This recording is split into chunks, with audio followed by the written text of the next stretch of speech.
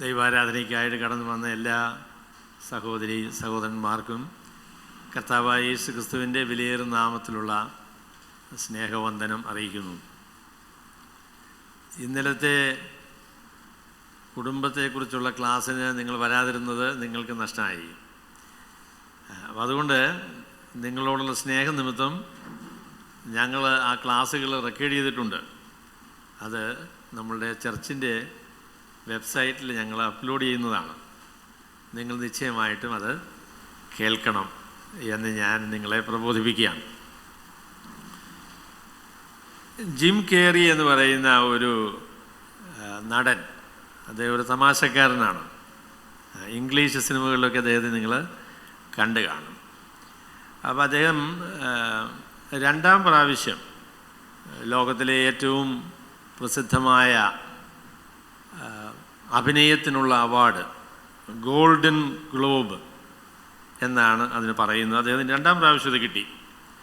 അത് കിട്ടിയപ്പോൾ അദ്ദേഹം പറഞ്ഞു, ഇന്ന് രാത്രിയിൽ ജിം കേറി ഉറങ്ങുന്നത് സാധാരണ ജിം കേറി ആയിട്ടല്ല, അത് 2 പ്രാവശ്യം ഗോൾഡൻ ഗ്ലോബ് വിജയിച്ച ജിം കേറി എന്ന നിലയിലാണ് അദ്ദേഹം ഉറങ്ങുന്നത് എന്ന് അദ്ദേഹം പറഞ്ഞു. അവിടെ നിങ്ങളോട് ഇന്ന് സംസാരിക്കുന്ന ബാബു ജോർജ് സഹോദരൻ സാധാരണ ബാബു ജോർജ് സഹോദരനല്ല. കാരണം എന്താണെന്ന് ചോദിച്ചാൽ, അപ്പസ്തലനായ പൗലോസ് സഞ്ചരിച്ച എഫേസോസിൽ പോയി വന്ന ബാബു ജോർജ് സഹോദരനാണ്.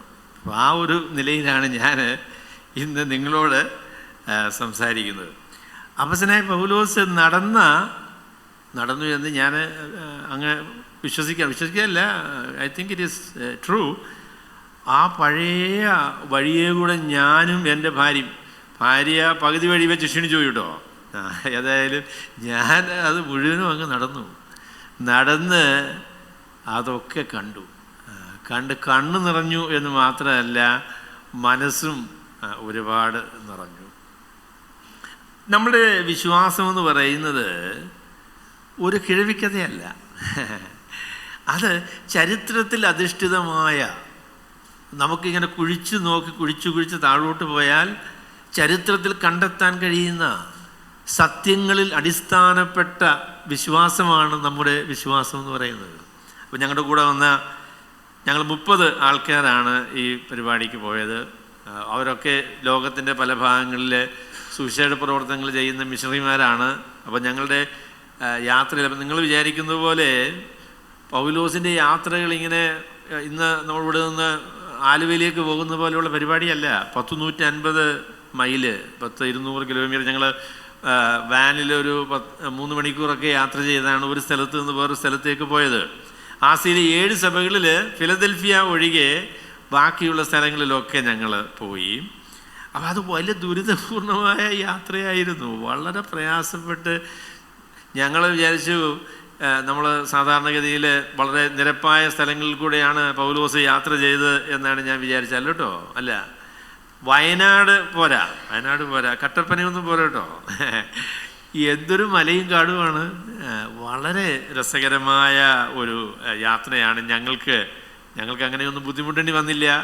വളരെ രസകരമായ യാത്ര ചെയ്യാൻ സാധിച്ചു. അതുപോലെ തന്നെ we had some great conversations. വളരെ മനോഹരമായ ആഴമേറിയ ചില സംഭാഷണങ്ങളൊക്കെ. ഞങ്ങളോടൊപ്പം ഒരുമിച്ച് സഞ്ചരിച്ച ആളുകൾ വളരെ പ്രഗത്ഭന്മാരായ വേദശാസ്ത്രികളുമൊക്കെ ആയിരുന്നു. അപ്പോൾ അതുകൊണ്ട് വളരെ നല്ല സംഭാഷണവും ഞങ്ങൾക്ക് ലഭ്യമായി. ഒരു കാര്യം കൂടെ അതിനെക്കുറിച്ച് പറയുമ്പോൾ എനിക്കത് പ്രത്യേകിച്ച് സന്തോഷമായി. അതിന് കാരണം എന്താണെന്ന് ചോദിച്ചാൽ, അപ്പസ്തല പ്രവൃത്തികളിൽ കൂടെ നമ്മൾ യാത്ര ചെയ്യുന്ന ഒരവസരമാണിത്. അതുകൊണ്ട് പ്രധാനമായും ഞങ്ങൾ കണ്ട സ്ഥലമെന്ന് പറയുന്നത് എഫേസോസാണ്. അത് അപ്പസ്തലനായ പൗലോസിൻ്റെ 2-3 മിഷണറി യാത്രകളിൽ താൻ പ്രത്യേകമായി ശ്രദ്ധ കേന്ദ്രീകരിച്ച ഒരു സ്ഥലമാണ് എഫേസോസ്. അതുകൊണ്ട് അതൊക്കെ കാണാനായിട്ട് സാധിച്ചത് ഞങ്ങൾക്ക് വളരെ സന്തോഷം. എൻ്റെ കയ്യിൽ ഒരുപാട് പടങ്ങളുണ്ട്. ഞാൻ 100 കണക്കിന് പടം അവിടുന്ന് എടുത്തിട്ടുണ്ട്. അതെല്ലാം കൂടെ ഒന്ന് ക്രമീകരിച്ച് ആസിയയിലെ 7 സഭകൾ എന്ന നിലയിൽ ഒരു സ്ലൈഡ് ഷോ ക്രമീകരിക്കണം എന്നുള്ള ആഗ്രഹം എനിക്കുണ്ട്. അത് സാധ്യമാകുമ്പോൾ ഞാൻ നിങ്ങളെ അത് കാണിക്കുന്നതാണ്. കേരളത്തിലുള്ള സഭകൾ ആസിയയിലെ 7 സഭകളെക്കുറിച്ച് പ്രസംഗിക്കാനായിട്ട് വിളിച്ചാൽ ഈ പടവുമായിട്ട് ഞാൻ വരാം എന്നുള്ള കാര്യവും എന്നെ കേൾക്കുന്ന പ്രിയപ്പെട്ടവരോട് ഞാൻ പറയുകയാണ്. അപ്പോൾ അപ്പോസ്തലനായ പൗലോസ് തൻ്റെ രണ്ടാം മിഷണറി യാത്ര ആരംഭിക്കുന്നതിനെക്കുറിച്ചാണ് ഇന്ന് നമ്മൾ ഒരുമിച്ച് ചിന്തിക്കാനായിട്ട് പോകുന്നത്. അത് അപ്പോസ്തല പ്രവർത്തനം 15-ാമത്തെ അധ്യായത്തിൻ്റെ 30 മുതൽ 40 വരെയുള്ളതായിരിക്കുന്ന വേദഭാഗങ്ങളാണ്. അപ്പം അദ്ദേഹം പോയ രണ്ടാം മിഷണറി യാത്രയിൽ സഞ്ചരിച്ച നിശ്ചയമായിട്ടും പോയ ചില സ്ഥലങ്ങളിൽ കൂടെയൊക്കെ ഞങ്ങൾക്കും പോകാനായിട്ട് സാധിച്ചു. അദ്ദേഹത്തിന് വന്ന ദുരിതവും ബുദ്ധിമുട്ടും ഒന്നും ഞങ്ങൾക്ക് വന്നില്ല. എയർ കണ്ടീഷൻ ചെയ്ത വാനിലാണ് ഞങ്ങൾ യാത്ര ചെയ്തത്. ഡ്രൈവ് ചെയ്തത് ഞാനല്ല. അപ്പോൾ അതുകൊണ്ട് അതിൻ്റെ ബുദ്ധിമുട്ടും ഉണ്ടായിരുന്നില്ല. ടർക്കി എന്ന് പറയുന്ന സ്ഥലത്താണ് ഈ പറഞ്ഞ സ്ഥലങ്ങളൊക്കെ. സൗകര്യപ്പെടുമെങ്കിൽ നമുക്കൊന്ന് പോയി കാണേണ്ട ഒരു സ്ഥലം തന്നെയാണ്. നല്ല പ്രകൃതി ഭംഗിയുള്ള, മനുഷ്യർ മര്യാദക്കാരായിരിക്കുന്ന മനുഷ്യർ. അവർ മുസ്ലിങ്ങളാണ് എന്നുള്ളത് ശരിയാണെങ്കിലും I don't think they are very serious Muslims. അവർ വളരെ കഠിനമേറിയ മുസ്ലിങ്ങളാണെന്ന് എനിക്ക് തോന്നുന്നില്ല. ചാക്കി കെട്ടിയ സ്ത്രീകളെ ഒന്നും ഞങ്ങൾ കണ്ടില്ല. സാധാരണ രീതിയിൽ മാന്യമായി വസ്ത്രധാരണം ചെയ്ത വളരെ സൗന്ദര്യമുള്ള, എൻ്റെ ഭാര്യ എൻ്റെ കൂടെ ഉണ്ടായിരുന്നത് കൊണ്ട് മറ്റ് സ്ത്രീകളുടെ സൗന്ദര്യം എനിക്ക് അത്രയും പ്രശ്നമായില്ല. എങ്കിലും ഞാൻ പറയുകയാണ്, നല്ല സൗന്ദര്യമുള്ള സ്ത്രീകൾ, സൗന്ദര്യമുള്ള പുരുഷന്മാർ, നല്ല കാണാൻ കൊള്ളാവുന്ന ആൾക്കാരാണ്. അപ്പോൾ ആൾക്കാരെ കാണാൻ വേണ്ടി നിങ്ങൾ പോകണമെന്ന് ഞാൻ പറയണില്ല. എന്നാൽ സ്ഥലം കാണാനും ഈ ചരിത്ര പ്രാധാന്യമേറിയ സ്ഥലങ്ങൾ സന്ദർശിക്കാനും അവിടെ ഒന്ന് പോകുന്നത് ഒരു നല്ല കാര്യമാണ്. നമ്മുടെ നാട്ടിനേക്കാളും ഒരു ഇരട്ടി എന്ന് ഞാനങ്ങ് പറയും. അത്രയൊക്കെ ചിലവ് അവിടെ ഉണ്ടാവും. ഒരു ആഹാരമൊക്കെ കഴിക്കാനായിട്ട് നമ്മൾ നാട്ടിൽ മുടക്കുന്നതിനേക്കാളും ഇരട്ടി പൈസ കൊടുത്താൽ സാധിക്കും. പിന്നെ വലിയ കൂടിയ ഹോട്ടലുകളിലൊന്നും അല്ല താമസിക്കുന്നതെങ്കിൽ അവിടെ ഒരു ഹോട്ടലൊക്കെ എടുത്ത് താമസിക്കാം. വണ്ടിക്കൂലിയും ഒരുപാട് അധികമായിട്ട് ഇല്ല.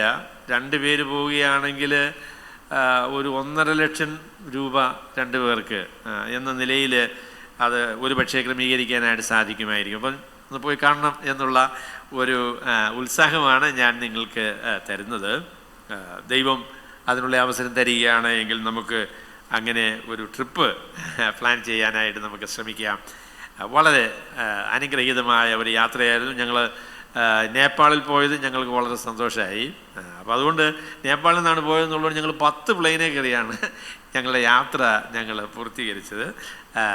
ക്ഷീണമുണ്ടായി എങ്കിലും വളരെ സന്തോഷകരമായ അനുഭവമായിരുന്നു. ശരി, അപ്പോസ്തലനായ പൗലോസ് തൻ്റെ രണ്ടാം മിഷണറി യാത്ര ആരംഭിക്കുന്ന അതിൻ്റെ പശ്ചാത്തലത്തെക്കുറിച്ച് നമുക്ക് ഒന്ന് നോക്കാം. അത് അപ്പോസ്തല പ്രവൃത്തികൾ 15-ാമത്തെ അധ്യായത്തിൻ്റെ 30 മുതൽ 40 വരെയുള്ളതായ വാക്യങ്ങൾ ആണ്. ഞാൻ ആ വാക്യങ്ങൾ ഒന്ന് വായിക്കാം. അതിനുശേഷം അതിനെക്കുറിച്ച് ഞാൻ നിങ്ങളോട് പറയാം. അങ്ങനെ അവർ വിടവാങ്ങി അന്ത്യോക്യയിൽ ചെന്നു, ജനസമൂഹത്തെ കൂട്ടിവരുത്തി ലേഖനം കൊടുത്തു. അവർ ഈ ആശ്വാസവചനം വായിച്ച് സന്തോഷിച്ചു. യൂദയും ശീലാസും പ്രവാചകന്മാരാകൊണ്ട് പല വചനങ്ങളാലും സഹോദരന്മാരെ പ്രബോധിപ്പിച്ച് ഉറപ്പിച്ചു. കുറേ നാൾ താമസിച്ച ശേഷം സഹോദരന്മാർ അവരെ അയച്ചവരുടെ അടുക്കലേക്ക് സമാധാനത്തോടെ പറഞ്ഞയച്ചു. എന്നാൽ പൗലോസും ബർന്നബാസും അന്ത്യോക്യയിൽ പാർത്ത് മറ്റ് പലരോടും കൂടി കർത്താവിൻ്റെ വചനം ഉപദേശിച്ചും സുവിശേഷിച്ചും കൊണ്ട് ഇരുന്നു. കുറേ നാൾ കഴിഞ്ഞിട്ട് പൗലോസ് ബർന്നബാസിനോട്, നാം കർത്താവിൻ്റെ വചനം അറിയിച്ച പട്ടണം തോറും പിന്നെയും ചെന്ന് സഹോദരന്മാർ എങ്ങനെയിരിക്കുന്നു എന്ന് നോക്കുക എന്ന് പറഞ്ഞു. മർക്കോസ് എന്ന യോഹന്നാനെയും കൂട്ടിക്കൊണ്ട് പോകുവാൻ ബർന്നബാസ് ഇച്ഛിച്ചു. പൗലോസോ പംഫുല്യയിൽ നിന്ന് തങ്ങളെ വിട്ട് പ്രവൃത്തിക്ക് വരാതെ പോയവനെ കൂട്ടിക്കൊണ്ടു പോകുന്നത് യോഗ്യമല്ല എന്ന് നിരൂപിച്ചു. അങ്ങനെ അവർ തമ്മിൽ ഉഗ്രവാദം ഉണ്ടായിട്ട് വേർപിരിഞ്ഞു. ബർന്നബാസ് മർക്കോസിനെ കൂട്ടി കപ്പൽ കയറി കുപ്രോസ് ദ്വീപിലേക്ക് പോയി. പൗലോസോ ശീലാസിനെ തിരഞ്ഞെടുത്തു. സഹോദരന്മാരാൽ കർത്താവിൻ്റെ കൃപയിൽ ഫലമേൽപ്പിക്കപ്പെട്ടിട്ട് യാത്ര പുറപ്പെട്ട് സുറിയ, കിലിക്കിയ ദേശങ്ങളിൽ കൂടി സഞ്ചരിച്ച് സഭകളെ ഉറപ്പിച്ചു പോകും. അപ്പോസ്തല പ്രവൃത്തികൾ 15-ാമത്തെ അധ്യായം അപ്പോസ്തല പ്രവൃത്തികളിലെ ഏറ്റവും പ്രാധാന്യമേറിയ അധ്യായമാണ്. അത് അപ്പോസ്തല പ്രവൃത്തികളുടെ ഏതാണ്ട് മധ്യഭാഗമാണ് എന്ന് പറയാം. 28 അധ്യായങ്ങളുള്ള അപ്പോസ്തല പ്രവൃത്തികളുടെ മധ്യഭാഗമാണ് 15-ാമത്തെ അധ്യായം എന്ന് പറയുന്നത്. അതിൻ്റെ മധ്യഭാഗം മാത്രമല്ല 15-ാമത്തെ അധ്യായം, അതിൻ്റെ കേന്ദ്രഭാഗവുമാണ്. It is not only the middle part, but it is the central part of the book of Acts. അവിടെ അപ്പോസ്തല പ്രവൃത്തികളുടെ 15-ാമത്തെ അധ്യായത്തിൻ്റെ പ്രാധാന്യം എന്താ? അപ്പോസ്തല പ്രവൃത്തി 15-ാമത്തെ അധ്യായത്തിൻ്റെ പ്രാധാന്യം എന്താ? അപ്പോസ്തല പ്രവൃത്തി 15-ാമത്തെ അധ്യായത്തിൻ്റെ പ്രാധാന്യം എന്ന് പറയുന്നത് അപ്പോസ്തലന്മാർ പ്രസംഗിച്ച സുവിശേഷം എന്താണ് എന്നതിനെ സംബന്ധിച്ച് വ്യക്തമായ ഒരു പ്രഖ്യാപനം, വ്യക്തമായ ഒരു തീരുമാനം എടുത്ത് അത് പരസ്യപ്പെടുത്തിയതായ അവസരമാണ് അതാണ് അതിൻ്റെ പ്രാധാന്യം. അപ്പം അതാണ് ഞാൻ നിങ്ങളോട് ഒന്നാമത് പറയാനായിട്ട് ആഗ്രഹിക്കുന്നത്. വിശ്വാസികളെ സംബന്ധിച്ച്, ക്രിസ്തീയ വിശ്വാസത്തെ സംബന്ധിച്ച്, ദൈവമക്കളെ സംബന്ധിച്ച്, ദൈവസഭയെ സംബന്ധിച്ച് ഏറ്റവും പ്രാധാന്യമേറിയ കാര്യം സുവിശേഷമാണ്. സുവിശേഷം മനസ്സിലാക്കുക, സുവിശേഷം വ്യക്തമായി ഗ്രഹിക്കുക, സുവിശേഷം വ്യക്തമായി പ്രഘോഷിക്കുക, സുവിശേഷം ഇന്നതാണ് എന്ന് വ്യക്തമായി തിരിച്ചറിയുക എന്ന് പറയുന്നത് അതീവ പ്രാധാന്യമുള്ള കാര്യമാണ്. സത്യസുവിശേഷം നിങ്ങൾക്കറിയാമോ എന്നത് ഏറ്റവും പ്രാധാന്യമേറിയ ചോദ്യമാണ്, ഏറ്റവും പ്രാധാന്യമേറിയ ചോദ്യമാണ്. അപ്പോൾ അതുകൊണ്ട് ഈ ആദ്യകാലങ്ങളിൽ അപ്പോസ്തലന്മാർ പ്രസംഗിച്ച സുവിശേഷം പലതായിരുന്നു എന്ന് പറയുന്ന ചില ആൾക്കാരൊക്കെ ഉണ്ട് കേട്ടോ. പല സുവിശേഷമാണ് അവർ പറഞ്ഞത്. പത്രോസിൻ്റെ ഒരു സുവിശേഷം, പൗലോസിൻ്റെ ഒരു സുവിശേഷം, അങ്ങനെ വ്യത്യസ്തമായ സുവിശേഷങ്ങളുണ്ടായിരുന്നു എന്ന് പറയുന്ന ആളുകളുണ്ട്.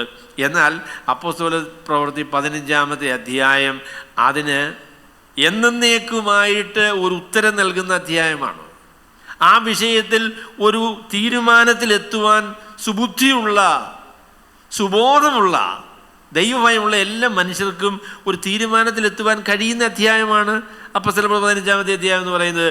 സുവിശേഷം എന്താണ് എന്നതിനെ സംബന്ധിച്ച് അപ്പോസ്തലനായ പത്രോസും അപ്പോസ്തലന്മാരായിരിക്കുന്ന പൗലോസും യാക്കോവും യോഹന്നാൻ്റെ പേരവിടെ പറഞ്ഞിട്ടില്ല എന്നുള്ളത് ശരിയാണെങ്കിൽ അപ്പോസ്തലന്മാരെല്ലാവരും എന്നാണ് അവിടെ പറഞ്ഞിരിക്കുന്നത്. അവരെല്ലാവരും കൂടെ പറഞ്ഞ ഒരു കാര്യം എന്താണെന്ന് ചോദിച്ചാൽ, ഞങ്ങൾ വിശ്വസിക്കുന്ന സുവിശേഷം കൃപയുടെ സുവിശേഷമാണ്. ഞങ്ങൾ വിശ്വസിക്കുന്ന സുവിശേഷം കർത്താവായ യേശുക്രിസ്തു നമ്മുടെ പാപങ്ങൾക്ക് വേണ്ടി മരിച്ചു, അടക്കപ്പെട്ടു, ഉയർത്തെഴുന്നേറ്റു. അവൻ നമ്മുടെ പാപങ്ങൾക്ക് പരിഹാരം വരുത്തി. അതിൽ വിശ്വസിക്കുന്ന എല്ലാവർക്കും ദൈവം സൗജന്യമായി രക്ഷ കൊടുക്കും എന്ന സുവിശേഷമാണ് ഞങ്ങൾ വിശ്വസിക്കുന്നത്. അതാണ് ഞങ്ങൾ പ്രസംഗിക്കുന്നത് എന്ന കാര്യം അപ്പോസ്തലന്മാർ ഈ അധ്യായത്തിൽ വ്യക്തമായിട്ട് പറഞ്ഞിട്ടുണ്ട്. അപ്പോൾ സത്യസുവിശേഷം അന്വേഷിക്കുന്ന ആളുകൾക്ക് ഈ അധ്യായം വായിച്ചാൽ മതി. സത്യസുവിശേഷം എന്താണ് എന്ന് അന്വേഷിക്കുന്ന ആളുകൾ ഈ അധ്യായം വായിച്ചാൽ മതി. സുവിശേഷത്തോടൊന്നും കൂട്ടിച്ചേർക്കേണ്ട ആവശ്യമില്ല. കർത്താവായ യേശുക്രിസ്തുവിന്റെ പ്രവൃത്തിയോടുകൂടെ മറ്റൊന്നും കൂട്ടിച്ചേർക്കേണ്ട കാര്യമില്ല. പരിച്ഛേദന കൂട്ടിച്ചേർക്കേണ്ട, സ്നാനം കൂട്ടിച്ചേർക്കേണ്ട, മറ്റൊരു കാര്യവും കൂട്ടിച്ചേർക്കേണ്ട ആവശ്യമില്ല. കർത്താവായ യേശുക്രിസ്തുവിന്റെ പാപപരിഹാര ബലി നമ്മുടെ പാപങ്ങൾക്ക് മതിയായ പരിഹാരമാണ്.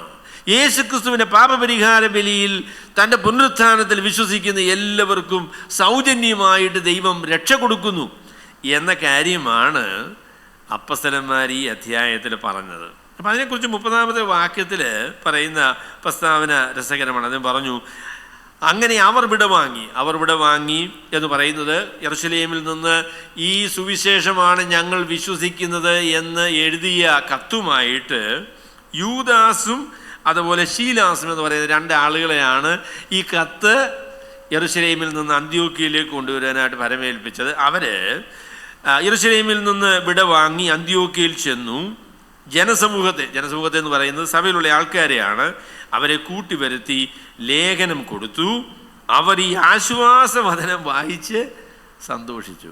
അപ്പം സത്യസുവിശേഷം അതാണ് ഏറ്റവും പ്രാധാന്യമുള്ളത്.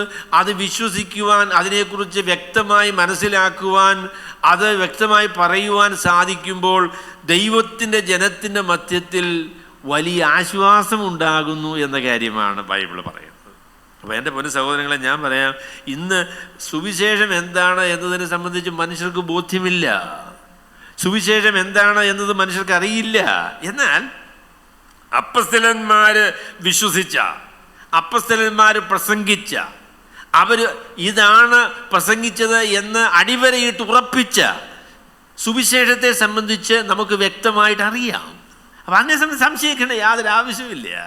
എന്താണ് സുവിശേഷം എന്ന് ചോദിച്ചാൽ നമുക്ക് പറയാനുള്ളത് അപ്പസ്തലന്മാർ പ്രസംഗിച്ച സുവിശേഷമാണ് സത്യസുവിശേഷം എന്ന് പറയുന്നത്.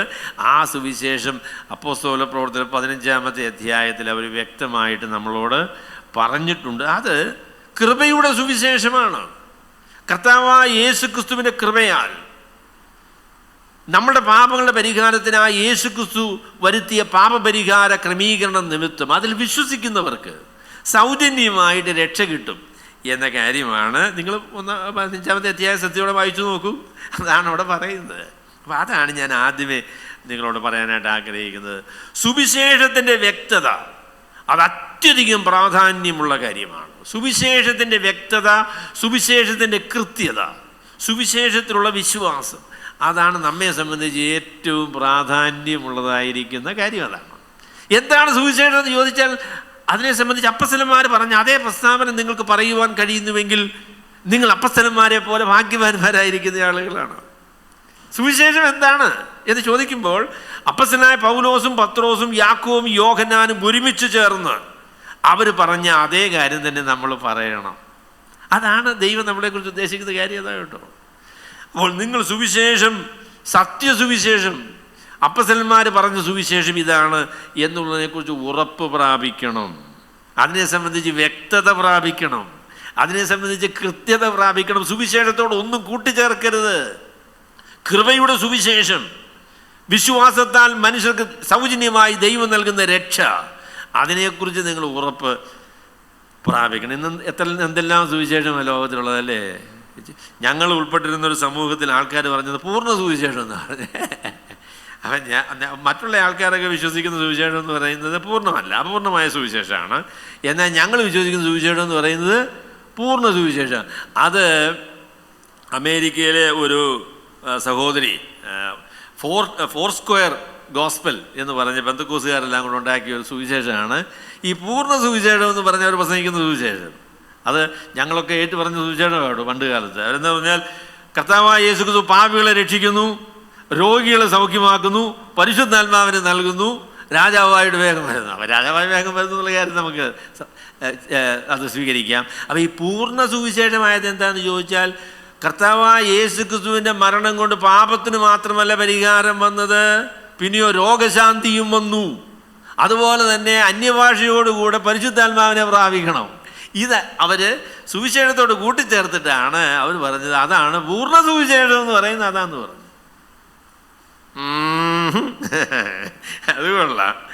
അപ്പം നിങ്ങൾ ഒന്ന് അപ്പസ്തലർ പറഞ്ഞ 15-ാമത്തെ അധ്യായത്തിലേക്ക് വരൂ. അവിടെ രോഗശാന്തിക്ക് വേണ്ടി കർത്താവ് മരിച്ചു എന്നുള്ളതായിരുന്നു പ്രഖ്യാപനമുണ്ടോ? അവിടെ പരിശുദ്ധാത്മാവിനെ കിട്ടാനായിട്ട് അന്യഭാഷ പറയണമെന്നുള്ളതായിരിക്കുന്ന പരിപാടിയുണ്ടോ? ആ ഒരു ചർച്ച 15-ാമത്തെ അധ്യായത്തിൽ അപ്പസ്തലന്മാർ ഒരുമിച്ച് കൂടിയപ്പോൾ അങ്ങനെ ഒരു വിഷയത്തെക്കുറിച്ച് ചർച്ച ചെയ്യുന്നോ? ഇല്ലെന്നേ. അവർ പറഞ്ഞത് എന്താണെന്ന് ചോദിച്ചാൽ രക്ഷിക്കപ്പെടുവാനായിട്ട് അപ്പസ്തലനായ പത്രോസ് എഴുന്നേറ്റ് നിന്നവരോട് പറഞ്ഞത് നമ്മൾ ന്യായപ്രമാണത്തിന് മുഖം ജാതികളുടെ മേൽ വയ്ക്കരുത്. കർത്താവായ യേശുക്രിസ്തുവിലുള്ള വിശ്വാസത്താൽ മനുഷ്യന് രക്ഷ കിട്ടും എന്ന കാര്യമാണ് ഞങ്ങൾക്ക് ബോധ്യമായിരിക്കുന്നത്. അതാണ് അപ്പസ്തലനായ പൗലോസ് പ്രസംഗിച്ച സുവിശേഷം. അത് തന്നെയാണ് ഞങ്ങളും പ്രസംഗിക്കുന്ന സുവിശേഷം. അത് തന്നെയാണ് യാക്കോബും പറഞ്ഞത്. പിന്നെ പ്രായോഗികമായിരിക്കുന്ന ചില നിർദ്ദേശങ്ങളൊക്കെ അദ്ദേഹം വെച്ചു. അത് സുവിശേഷത്തിൻ്റെ ഭാഗമായിട്ടല്ല, ജാതികളും യഹൂദന്മാരും കൂടെ ഒരുമിച്ച് പ്രവർത്തിക്കേണ്ടതിന് സഹായകരമായ രീതിയിലുള്ള ചില നിർദ്ദേശങ്ങൾ അദ്ദേഹം വെച്ചു എന്നുള്ളത് ശരിയാണ്. എന്നാൽ കൃപയുടെ സുവിശേഷം, യേശുക്രിസ്തുവിൻ്റെ പാപപരിഹാര ബലി നമ്മുടെ പാപങ്ങൾക്ക് പരിഹാരമാണ്, അതിൽ വിശ്വസിക്കുന്നവർക്ക് നിത്യമായിരിക്കുന്ന രക്ഷ കിട്ടും എന്ന ആ സുവിശേഷമാണ് സത്യസുവിശേഷം എന്ന് പറയുന്നതാണ്. അതാണ് പൂർണ്ണ സുവിശേഷം. അതിനോട് ഒന്നും കൂട്ടിച്ചേർക്കാനായിട്ട് ആർക്കും അനുവാദമില്ല. അത് പ്രസംഗിച്ചപ്പോൾ, അത് ആളുകളോട് പറഞ്ഞപ്പോൾ അവർക്ക് ആശ്വാസം കിട്ടി. ഈ ആശ്വാസവചനം സുവിശേഷത്തെക്കാളും മനുഷ്യർക്ക് ആശ്വാസം വരുത്തുന്ന വേറെ ഒരു വചനവുമില്ല. സുവിശേഷം, ഈ സത്യസുവിശേഷം അല്ലാതെ മറ്റൊന്നുകൊണ്ടും മനുഷ്യർക്ക് അവരുടെ നിത്യതയെ ഉറപ്പിക്കാനായിട്ട് കഴിയുകയില്ല.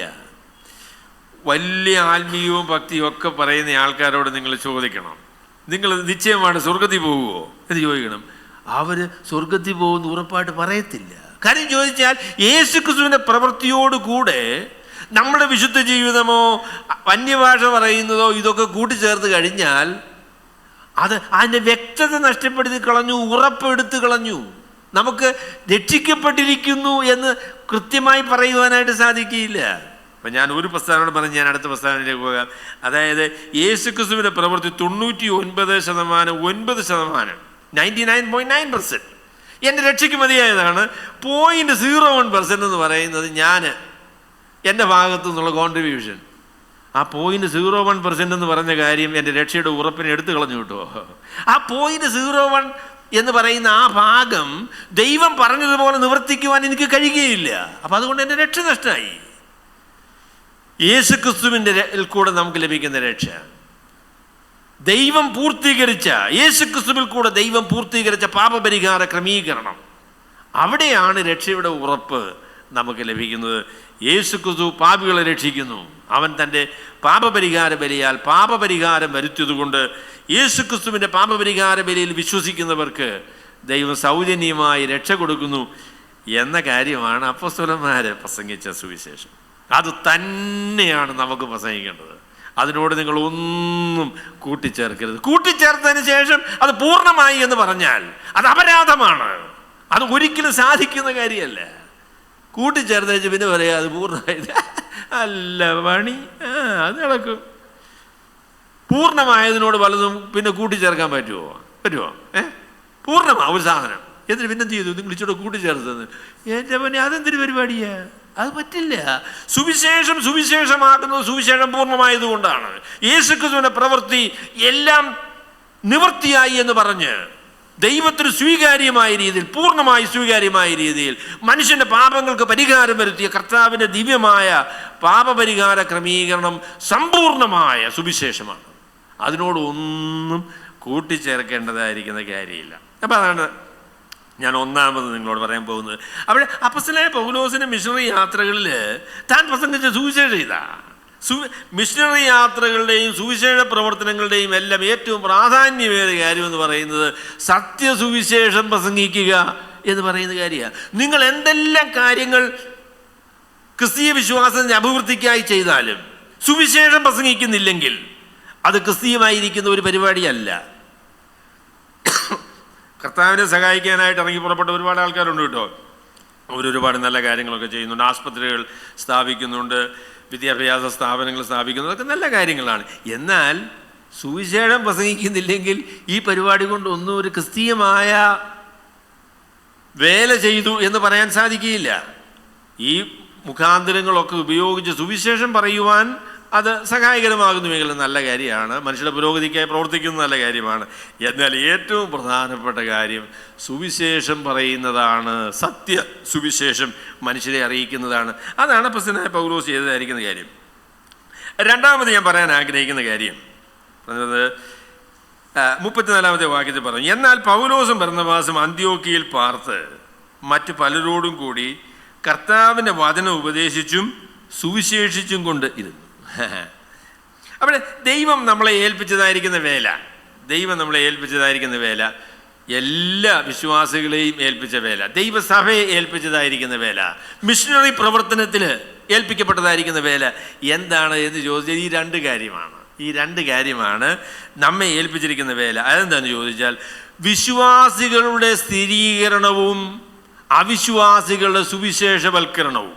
അതാണ് വേല എന്ന് പറയുന്നത്. അതാണ് പറഞ്ഞു, കർത്താവിൻ്റെ വചനം ഉപദേശിച്ചും സുവിശേഷിച്ചും കൊണ്ടിരുന്നു. അപ്പോസ്തലനായ പൗലോസും ബർന്നബാസും അന്ത്യോക്യയിൽ വന്നു കഴിഞ്ഞപ്പോൾ അവരവിടെയും ചെയ്ത കാര്യം എന്താണെന്ന് ചോദിച്ചാൽ വിശ്വാസികളായിരിക്കുന്ന ആളുകളെ വിശ്വാസത്തിൽ ഉറപ്പിക്കുവാനായിട്ട് ദൈവവചനം അവരോട് പറഞ്ഞു, അവരെ പഠിപ്പിച്ചു. അതാണ് അവർ ചെയ്ത ഒന്നാമത്തെ കാര്യം. രണ്ടാമത്തെ കാര്യം എന്ന് പറയുന്നത് അവിശ്വാസികളായിരിക്കുന്ന ആളുകളോട് കർത്താവിൻ്റെ സുവിശേഷം അറിയിച്ചു. അപ്പം ദൈവത്തിൻ്റെ വേല എന്താണെന്ന് ചോദിച്ചാൽ ഞാൻ പറയാം, ഈ രണ്ട് പ്രസ്താവനകളിൽ അതിനെ നമുക്ക് സംക്ഷിപ്തമായി പറയാൻ പറ്റും. എന്താ ദൈവവേല? ദൈവവേല എന്ന് പറയുന്നത് അവിശ്വാസികളോട് സുവിശേഷം പറയണം, സുവിശേഷവൽക്കരണം, ഇവാഞ്ചലൈസേഷൻ. അവിശ്വാസികളോട് സുവിശേഷം പറയണം. നമുക്ക് സമയം കിട്ടുന്നത് പോലെ സുവിശേഷം പറയണം. സുവിശേഷം പറയാനുള്ള ഒരു നിർബന്ധം നമ്മുടെ ഹൃദയത്തിലുണ്ടാകണം കേട്ടോ. സുവിശേഷം പറയാനുള്ള നിർബന്ധം ഉണ്ടാകണം. ഞങ്ങൾ ഇങ്ങോട്ട് വരുന്ന അവസരത്തിൽ സാലി സഹോദരി ഒരു റഷ്യക്കാരിയോട് സൂചിച്ചോട് പറഞ്ഞു. എനിക്ക് ഭയങ്കര സന്തോഷമേ. അലീന എന്നാണ് അവളുടെ പേര്. സെയിൻറ്റ് പീറ്റേഴ്സ്ബർഗ് എന്ന് പറയുന്ന സ്ഥലത്താണ് അദ്ദേഹം താമസിക്കുന്നത്. അപ്പോൾ സാലി സഹോദരി കയറി അദ്ദേഹത്തെ സ്നേഹിച്ചു. അവിടെ ഒരു 10-25 മിനിറ്റ് കിട്ടി. അപ്പോൾ അവളോട് സൂചിച്ചേട്ടൻ പറഞ്ഞപ്പോൾ റഷ്യക്കാരിയോട് സൂചിച്ചേട്ടൻ പറയാൻ പറ്റി. അത് വലിയ അനുഗ്രഹമായിട്ടാണ്. അതിൻ്റെ വിശദാംശങ്ങൾ അല്പം കൂടെ രസകരമായി പറയാൻ പറ്റും കേട്ടോ, പക്ഷേ സമയമില്ലാത്തതുകൊണ്ടാണ് ഞാനത് പറയാത്തത്. അപ്പോൾ സാലി സഹോദരിയുടെ റഷ്യക്കാരിയുമായുള്ള സുവിശേഷവൽക്കരണം എന്തായിരുന്നു എന്ന് ചോദിച്ചാൽ ഒരു അരമണിക്കൂർ നേരം നമുക്കതിനെ വിശദീകരിക്കാനായിട്ട് സാധിക്കും. പക്ഷേ അതിലേക്ക് ഞാൻ കടക്കുന്നില്ല.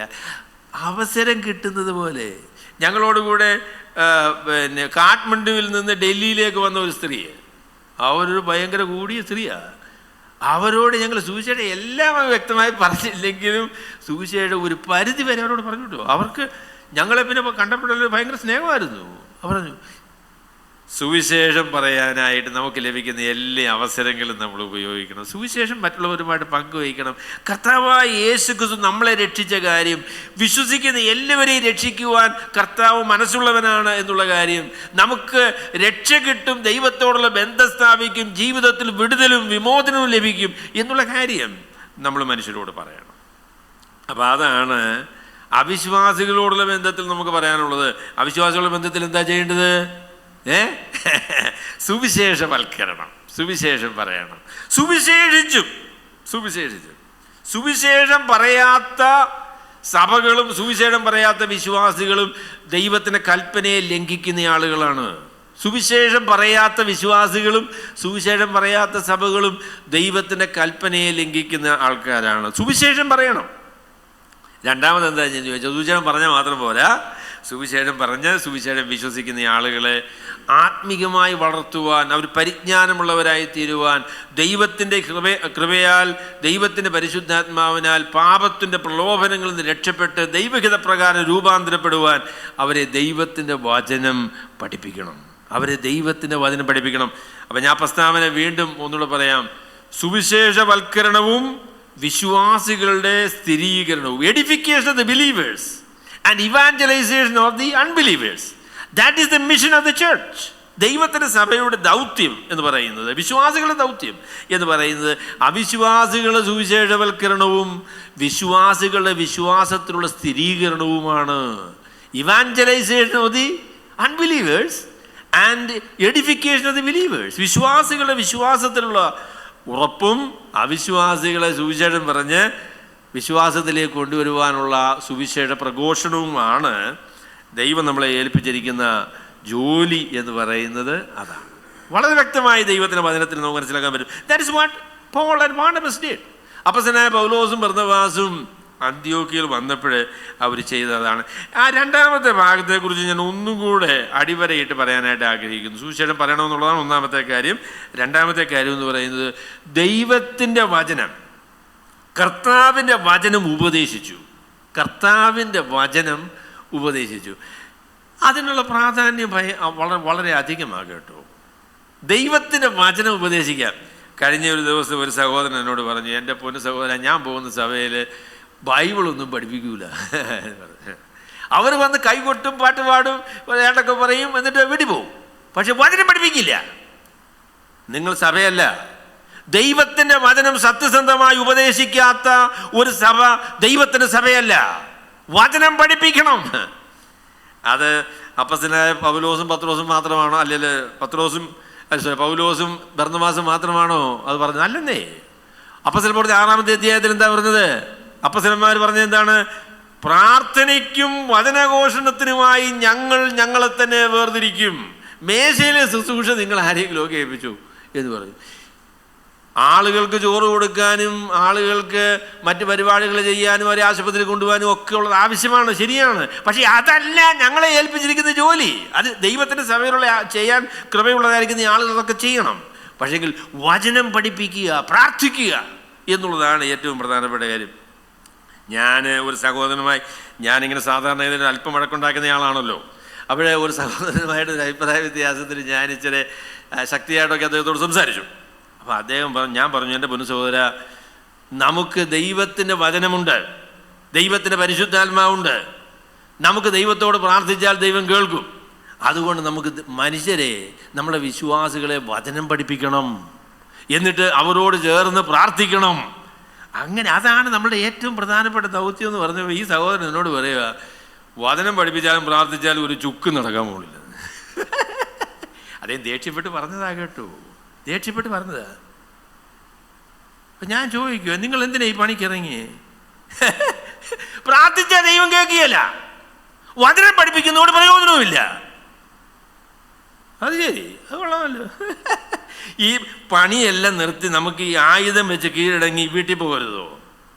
നമ്മളെ ഏൽപ്പിച്ചിരിക്കുന്നതായിരിക്കുന്ന ജോലി ദൈവത്തിന് വചനം പ്രസംഗിക്കുകയും ആ വചനം മനുഷ്യരുടെ ഹൃദയങ്ങൾ പ്രവർത്തിക്കുവാനായിട്ട് ദൈവത്തോട്, ദൈവത്തിൻ്റെ പരിശുദ്ധാത്മാവിനോട് പ്രാർത്ഥിക്കുകയും ചെയ്യുക എന്ന് പറയുന്നത്.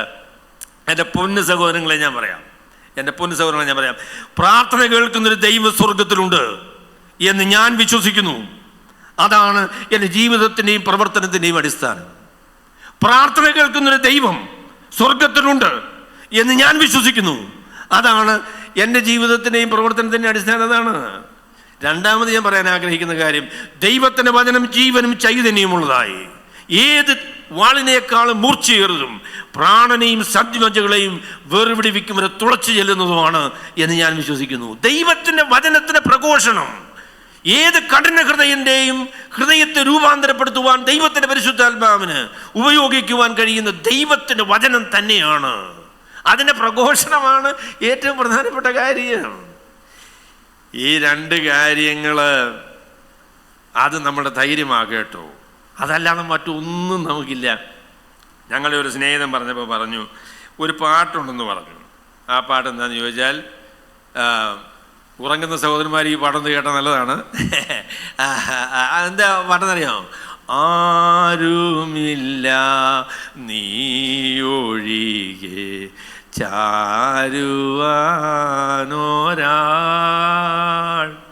പാരിലൻ പ്രിയ. അപ്പം അതേ മുഴുവൻ പാടില്ല. എന്നിട്ട് അതേ ചോദിച്ചു, എൻ പ്രിയം കൂടുള്ളപ്പോൾ പിന്നെ ആരുമില്ല എന്നതിനെ പറയണേ.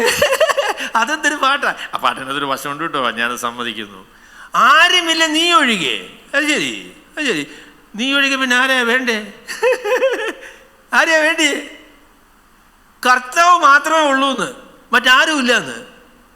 മറ്റാളുകളൊക്കെ ഉള്ള കാര്യം ശരിയാ കേട്ടോ, അത് കൊള്ളാൻ കേട്ടോ. പക്ഷെങ്കിൽ കർത്താവ് നമ്മളോടുകൂടെ ഉണ്ടെങ്കിൽ പിന്നെ എനിക്ക് ആരും ഇല്ല എന്ന് പറഞ്ഞ് നെഞ്ചത്തെടുക്കേണ്ട കാര്യമുണ്ടോ? അങ്ങനെ ഇല്ലാത്തതിൻ്റെ സങ്കടമൊക്കെ ഉണ്ട്, അതൊക്കെ ശരിയാണ്, ഞാൻ സമ്മതിക്കുന്നു. എങ്കിലും ഞാൻ പറയാൻ ആഗ്രഹിക്കുന്നത്, വാൻസ് ഹാവനർ എന്ന് പറഞ്ഞ ദൈവദാസൻ പറഞ്ഞതുപോലെ ദൈവം മാത്രമേ ഉള്ളൂ എന്ന അവസരത്തിലാണ് ദൈവം മാത്രം മതിയാകും എന്ന കാര്യം നമുക്ക് ബോധ്യമാകുന്നതെന്ന് അദ്ദേഹം പറഞ്ഞു. നല്ല കാര്യമല്ലേ? ദൈവം മാത്രമേ ഉള്ളൂ എന്ന അവസരത്തിലാണ് ദൈവം മാത്രം മതിയാകും എന്ന കാര്യം എനിക്ക് ബോധ്യമാകുന്നത്, നമുക്ക് ബോധ്യമാകുന്നത് എന്ന് അദ്ദേഹം പറഞ്ഞു. അതുകൊണ്ട് ഞാൻ നിങ്ങളോട് പറയാം, പ്രാർത്ഥന കേൾക്കുന്നൊരു ദൈവമുണ്ട് കേട്ടോ. പ്രാർത്ഥിച്ചാൽ ഫലമുണ്ട്. ദൈവത്തിന് വചനപ്രകാരം നാം പ്രാർത്ഥിക്കുന്നുവെങ്കിൽ ദൈവം നമ്മുടെ പ്രാർത്ഥനകളെ കേൾക്കും. ദൈവത്തിന് വചനത്തിന്റെ പ്രഘോഷണം മനുഷ്യ ജീവിതങ്ങളെ രൂപാന്തരപ്പെടുത്തുന്നതാണ്. അതുകൊണ്ട് വചനം പ്രസംഗിക്കണം, സമയത്തിലും അസമയത്തിലും വചനം പ്രസംഗിക്കണം. അത് നമ്മുടെ ഉത്തരവാദിത്തമാണ്. തിമോത്തിയോസിനോട് അപ്പോസ്തലനായ പൗലോസ് എന്താ പറയുന്നത്? നീ ലജ്ജിപ്പാൻ സംഗതിയില്ലാത്ത വേലക്കാരനായി ദൈവത്തിന് കൊള്ളാകുന്നവനായി നിൽക്കണമെങ്കിൽ നീ എന്ത് ചെയ്യണം? സത്യവചനത്തെ യഥാർത്ഥമായി പ്രസംഗിച്ചു. കണ്ടല്ലേ? സത്യവചനത്തെ യഥാർത്ഥമായി പ്രസംഗിച്ചു. Dividing the word of God correctly. ദൈവത്തിൻ്റെ വചനം സത്യമായി പ്രസംഗിക്കുക എന്നതാണ് ദൈവസഭയിലെ ഏറ്റവും പ്രധാനപ്പെട്ട ജോലി. അവർ അപ്പസ്തലന്മാർ ഉപദേശം കേട്ടും കൂട്ടായ്മ ആചരിച്ചും അപ്പം നുറുക്കിയും പ്രാർത്ഥന കഴിച്ചും പോന്നു എന്നാണ് പറയുന്നത്. വചനം പ്രസംഗിക്കാത്ത സഭ ദൈവത്തിൻ്റെ സഭയല്ല. അപ്പോൾ ഈ രണ്ട് കാര്യം നമുക്ക് ചെയ്യണം കേട്ടോ. രണ്ട് കാര്യമല്ല, 3 കാര്യം പൗലോസിനോട് അത് അതിനകത്ത് ഈ വാക്യത്തിൽ ഉൾപ്പെടുത്തിയിട്ടില്ല എന്നുള്ള കാര്യം ശരിയാണെങ്കിൽ ഉൾപ്പെടുത്തിയാൽ അതൊരു വളരെ നല്ല കാര്യമാണ്. എന്താണെന്ന് ചോദിച്ചാൽ വചനം പ്രസംഗിക്കണം, പ്രാർത്ഥിക്കണം. വചനം പ്രസംഗിക്കണം, പ്രാർത്ഥിക്കണം, സുവിശേഷം പറയണം. അത് ഏറ്റവും പ്രാധാന്യമേറിയ കാര്യമാണ്. അങ്ങനെ ചെയ്താൽ നമുക്ക് നന്മയുണ്ടാകും. അതിനെക്കുറിച്ച് നിങ്ങൾ തർക്കിക്കണ്ട. സഭയ്ക്കൊരു അനുഗ്രഹവും ഇല്ല. സഭയ്ക്കൊരു അനുഗ്രഹവും ഇല്ല. എന്താ ചെയ്യേണ്ടിയേ? വിനയപ്പെട്ട് ദൈവത്തിന് പ്രാർത്ഥിക്കണം. അതാണ് ഒന്നാമത് ചെയ്യേണ്ടത്. രണ്ടാമത് ദൈവവചനത്തിൽ എന്താണ് പറഞ്ഞിരിക്കുന്നത് എന്ന് മനസ്സിലാക്കി അതനുസരിക്കുവാനായിട്ട് മനസ്സ് വയ്ക്കണം. അതാണ് രണ്ടാമത്തെ കാര്യം. ഇതേ ഉള്ളു വഴി, അല്ലാതെ വേറെ ഒരു നിർവാഹവും ഇല്ല. അപ്പോൾ അതുകൊണ്ട് എൻ്റെ പൊന്നു സഹോദരങ്ങളെ, ഞാൻ നിങ്ങളോട് പറയാം, നമുക്ക് രണ്ട് കാര്യത്തിൽ വളരെ ഉറപ്പാണ്. ഒന്നാമത്തെ കാര്യം എന്താണെന്ന് ചോദിച്ചാൽ, നമ്മൾ ദൈവത്തോട് കരയുമ്പോൾ ദൈവം നമ്മുടെ പ്രാർത്ഥനകളെ കേൾക്കും എന്ന കാര്യം നമുക്ക് ഉറപ്പാണ്. അതുപോലെ തന്നെ ദൈവത്തിൻ്റെ വചനം അത് മനുഷ്യ ജീവിതങ്ങളെ രൂപപ്പെടുത്തുവാനായിട്ട് ദൈവം തന്നെ നമുക്ക് തന്ന ദൈവത്തിൻ്റെ വചനമാണ്. അപ്പോൾ അതിനെക്കുറിച്ച് നമുക്ക് യാതൊരു തർക്കവുമില്ല. അപ്പോൾ അതുകൊണ്ട് ഈ രണ്ട് കാര്യങ്ങൾ നമുക്ക് ശക്തിയോടുകൂടെ ചെയ്യണം. വചനം പ്രസംഗിക്കണം, സത്യസന്ധമായി പ്രസംഗിക്കണം. വചനം പ്രസംഗിക്കുന്ന സഹോദരന്മാരാണ് ഞാൻ പറയാം, ബൈബിൾ പ്രസംഗിക്കണം കേട്ടോ. ബൈബിൾ ആളുകൾ എഴുന്നേറ്റ് ബൈബിളിൽ നിന്ന് പ്രസംഗിക്കും, ബൈബിളിലെ കാര്യമൊക്കെ പറയും. പോരെ കേട്ടോ, ബൈബിൾ പ്രസംഗിക്കണം. ബൈബിളിൽ ആ എഴുത്തുകാരൻ എന്താണോ പറഞ്ഞിരിക്കുന്നത് അത് കണ്ടെത്തി അത് തന്നെ പറയണം. അതാണ് ബൈബിൾ പ്രസംഗത്തെക്കുറിച്ച് ഉദ്ദേശിച്ചിരിക്കുന്നതായിട്ടുള്ള കാര്യം. അതാണ് എനിക്കെന്തോ തോന്നി എന്നുള്ളതല്ല പറയേണ്ടത്. ബൈബിളിൽ എഴുത്തുകാരൻ എന്താണ് പറയുന്നത് എന്നുള്ളത് കണ്ടെത്തി അത് കേൾവിക്കാർക്ക് മനസ്സിലാകുന്ന രീതിയിൽ പറഞ്ഞു കൊടുക്കുക എന്നതാണ് ഒരു പ്രസംഗത്തിൻ്റെ ജോലി എന്ന് പറയുന്നത്. അതാ വചനം പ്രസംഗിക്കുക, പ്രീച്ച് ദ വേർഡ്. അത് നമുക്ക് അതീവ പ്രാധാന്യമുള്ള കാര്യമാണ്. അതിനുവേണ്ടി പ്രസംഗിക്കാൻ കഴിവുള്ള ആൾക്കാരൊക്കെ ഉണ്ട് കേട്ടോ. പക്ഷേ അവരുടെ പ്രശ്നം എന്താണെന്ന് ചോദിച്ചാൽ വചനം പ്രസംഗിക്കില്ല. അവർക്ക് ഇഷ്ടപ്പെട്ട കാര്യമൊക്കെ അവർ പറയും. അയ്യോ എൻ്റെ പൊന്നു സഹോദരന്മാരെ, ബൈബിൾ പ്രസംഗിക്കാനായിട്ട് നമുക്ക് തീരുമാനിക്കാം. ബൈബിൾ പറഞ്ഞിരിക്കുന്ന കാര്യങ്ങൾ പറഞ്ഞിരിക്കുന്നത് പോലെ തന്നെ കണ്ടെത്തി അത് നമുക്ക് പറയാം. അതാണ് ദൈവം നമ്മളെക്കുറിച്ച് ഉദ്ദേശിച്ചിരിക്കുന്ന കാര്യം. അവിടെ പാർത്ത് മറ്റ് പലരോടും കൂടി എന്ന് പറഞ്ഞതിനെക്കുറിച്ച് എനിക്കൊരു വാക്ക് പറയാനുണ്ട് കേട്ടോ. അതായത് ഈ സ്ട്രക്ചറിനെ കുറിച്ചാണ് ചിലരുടെ ഭയങ്കര പിടി. ആരാണ് പ്രസംഗിക്കുന്നത്, ഏത് രീതിയാണ് ഈ സ്ട്രക്ചർ എന്ന് പറയുന്ന പരിപാടി? അതിനകത്തൊന്നും വലിയ പ്രാധാന്യമില്ലെന്നേ. അതിനെക്കുറിച്ച് ജീൻ ഗെറ്റ്സ് എന്ന് പറഞ്ഞ പറഞ്ഞൊരു പ്രസ്താവന ഞാൻ പറയാം. അദ്ദേഹം പറഞ്ഞു, function is way more important than form. എങ്ങനെ ഏത് നിലയിലാണ് കാര്യങ്ങൾ ചെയ്യുന്നതെന്നുള്ളതല്ല പ്രാധാന്യമുള്ളത്, എന്താണ് ചെയ്യുന്നത് എന്നുള്ളതിനാണ് പ്രാധാന്യം. വചനം പ്രസംഗിക്കാനായിട്ട് കൃപയുള്ള ആളുകൾ വചനം പ്രസംഗിക്കണം. അത് അദ്ദേഹത്തിന് പ്രത്യേക ഡെസിഗ്നേഷൻ ഉള്ള ആളാണോ, അദ്ദേഹത്തിന് പ്രത്യേക പരിപാടിയുണ്ടോ, അതൊന്നും പ്രശ്നമല്ല. വചനം പ്രസംഗിക്കുക എന്നുള്ളതാണ് ഏറ്റവും പ്രധാനപ്പെട്ട കാര്യം. വചനം പഠിക്കണം, വചനം സത്യസന്ധമായ രീതിയിൽ അതിനെ മനസ്സിലാക്കണം. അതിനുശേഷം മനുഷ്യർക്ക് മനസ്സിലാകുന്ന രീതിയിൽ അത് പ്രസംഗിക്കണം. അതാണ് ദൈവം നമ്മളെക്കുറിച്ച് ആഗ്രഹിക്കുന്ന കാര്യം. വചനം പ്രസംഗിക്കണം, പ്രാർത്ഥിക്കണം, സുവിശേഷം പറയണം. അത് നമ്മളെക്കുറിച്ച് ദൈവം ആഗ്രഹിക്കുന്ന കാര്യമാണ്. അപ്പോൾ ദൈവത്തിൻ്റെ വേലയെ, മിഷണറി പ്രവർത്തനത്തെ, ദൈവത്തിൻ്റെ സഭയുടെ പ്രവർത്തനത്തെ ഈ രണ്ട് പ്രസ്താവനകളായിട്ട് ഞാൻ പറയാൻ ആഗ്രഹിക്കുന്നു. അവിശ്വാസികളോട് സുവിശേഷം പറയുക, വിശ്വാസികളെ വചനത്തിൽ ഉറപ്പിക്കുക. ഇതാണ് ദൈവം നമ്മളെ ഏൽപ്പിച്ചിരിക്കുന്ന ജോലി. അതാ അവിശ്വാസികളോട് സുവിശേഷം പറയുക, എന്നിട്ട് വിശ്വസിക്കുന്ന ആളുകളെ വചനം പഠിപ്പിക്കുക. അവരുടെ ജീവിതം ദൈവത്തിൻ്റെ വചനപ്രകാരം രൂപപ്പെട്ട് ദൈവഹിത പ്രകാരം വ്യതിയാനപ്പെടണം. അതാണ് ദൈവം നമ്മളെക്കുറിച്ച് ആഗ്രഹിക്കുന്നത്. പക്വതപ്പെടുത്തുക. കൊലോസ്യ ലേഖനം 1-ാമത്തെ അധ്യായത്തിൻ്റെ അവസാന ഭാഗത്തും അത് തന്നെയാണ് പറയുന്നത്. ഏത് മനുഷ്യനെയും ക്രിസ്തുവിൽ തികഞ്ഞവനായി നിർത്തേണ്ടതിന്, to make him perfect in Christ. How can that be done? അതെങ്ങനെയാണ് ചെയ്യാൻ സാധിക്കുക? അത് ചെയ്യാൻ സാധിക്കുന്നത് ദൈവത്തിൻ്റെ വചനം സത്യസന്ധമായി പ്രാർത്ഥനാപൂർവം ദൈവത്തിൻ്റെ പരിശുദ്ധാത്മാവിൻ്റെ നിയന്ത്രണത്തിൽ നമ്മൾ പ്രസംഗിക്കുക എന്നതാണ് അതിലെ ഏറ്റവും പ്രധാനപ്പെട്ട കാര്യം. അത് പരസ്യ പ്രസംഗങ്ങൾ മാത്രമല്ല, അല്ലെങ്കിൽ ചർച്ചിലെ പ്രസംഗം മാത്രമല്ല, വീടുതോറും വ്യക്തിപരമായിട്ടും ഒക്കെ വചനം പഠിപ്പിക്കുക എന്നത് പ്രധാനപ്പെട്ട കാര്യമാണ്. എന്നാൽ ഈ രണ്ട് പ്രസ്താവനകളായിട്ട് നമുക്ക് പറയാം. എന്താ, what is the ministry entrusted with the church? ദൈവസഭ നമ്മെ ഏൽപ്പിച്ചിരിക്കുന്ന ദൗത്യം എന്താണ്? അവിശ്വാസികളോട് സുവിശേഷം പറയുക, വിശ്വാസികളെ വചനത്തിൽ ഉറപ്പിക്കുക. അതാണ് ദൈവം നമ്മളെ ഏൽപ്പിച്ചിരിക്കുന്നതായിരിക്കുന്ന ദൗത്യം. അതാണ് ശരി. മൂന്നാമത് ഞാൻ പറയാൻ ആഗ്രഹിക്കുന്ന കാര്യം ഒരല്പം മനസ്സിലാക്കാൻ ബുദ്ധിമുട്ടുള്ള കാര്യമാണ് കേട്ടോ. അതെന്താണെന്ന് ചോദിച്ചാൽ, പൗലോസും ബർന്നബാസും തമ്മിലുള്ള വഴക്കാണ്. വഴക്ക്. ആ വഴക്കെന്നുള്ള വാക്ക് തന്നെ ഉപയോഗിക്കുന്നതിന് കുഴപ്പമില്ല കേട്ടോ. വഴക്ക് അല്ലെങ്കിൽ അഭിപ്രായ വ്യത്യാസം അല്ലെങ്കിൽ സംഘർഷം. പൗലോസും ബർന്നബാസും തമ്മിൽ എന്താ പറഞ്ഞത്? അവർ തമ്മിൽ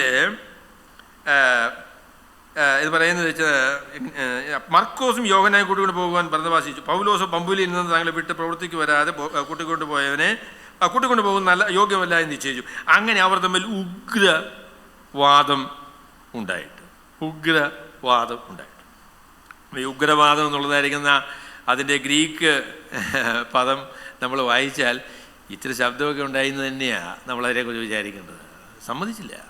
there was A heated, very very heated debate or argument between Apostle Paul and Barnabas.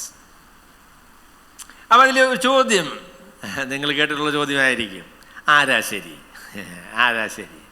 ആരാണ് തെറ്റിപ്പോയത്, ആർക്കാണ് ശരി? ജീൻ ഗെറ്റ്സ് എന്ന് പറയുന്നതായിരിക്കുന്നയാൾ വളരെ പ്രസിദ്ധനായിരിക്കും. ഞാൻ അദ്ദേഹത്തിന് നേരത്തെ ഒരു ഉദാഹരണം പറഞ്ഞല്ലോ അല്ലേ, ജീൻ ഗെറ്റ്സിൻ്റെ ഉത്തരവ്. അദ്ദേഹം പറഞ്ഞു പൗലോസ് അത്രയും കാർക്കശ്യം കാണിക്കണ്ടായിരുന്നു. കാര്യം ബർന്നബാസ് പറഞ്ഞതിനകത്തൊരു പോയിന്റ് ഇല്ലയോ? മർക്കോസ് വേലയ്ക്ക് വന്നില്ല, ഇടയ്ക്ക് വെച്ച് വിട്ടുപോയി എന്നുള്ള കാര്യമൊക്കെ ശരിയാണ്, എങ്കിലും അദ്ദേഹത്തോട് അല്പം കൂടെ കനിവ് കാണിക്കണ്ടേ? അപ്പോൾ അതുകൊണ്ട് ജീൻ ഗെറ്റ്സ് പൗലോസിനോട് പറയും, പൗലോസ് അത്രയും കർക്കശം കാണിക്കണ്ടായിരുന്നു, അദ്ദേഹം കൂടെ വരാൻ അങ്ങ് സമ്മതിക്കുന്നതായിരുന്നു നല്ലത് എന്ന് അങ്ങനെ പറയുന്ന ഒരുപാട് ആൾക്കാരുണ്ട് കേട്ടോ.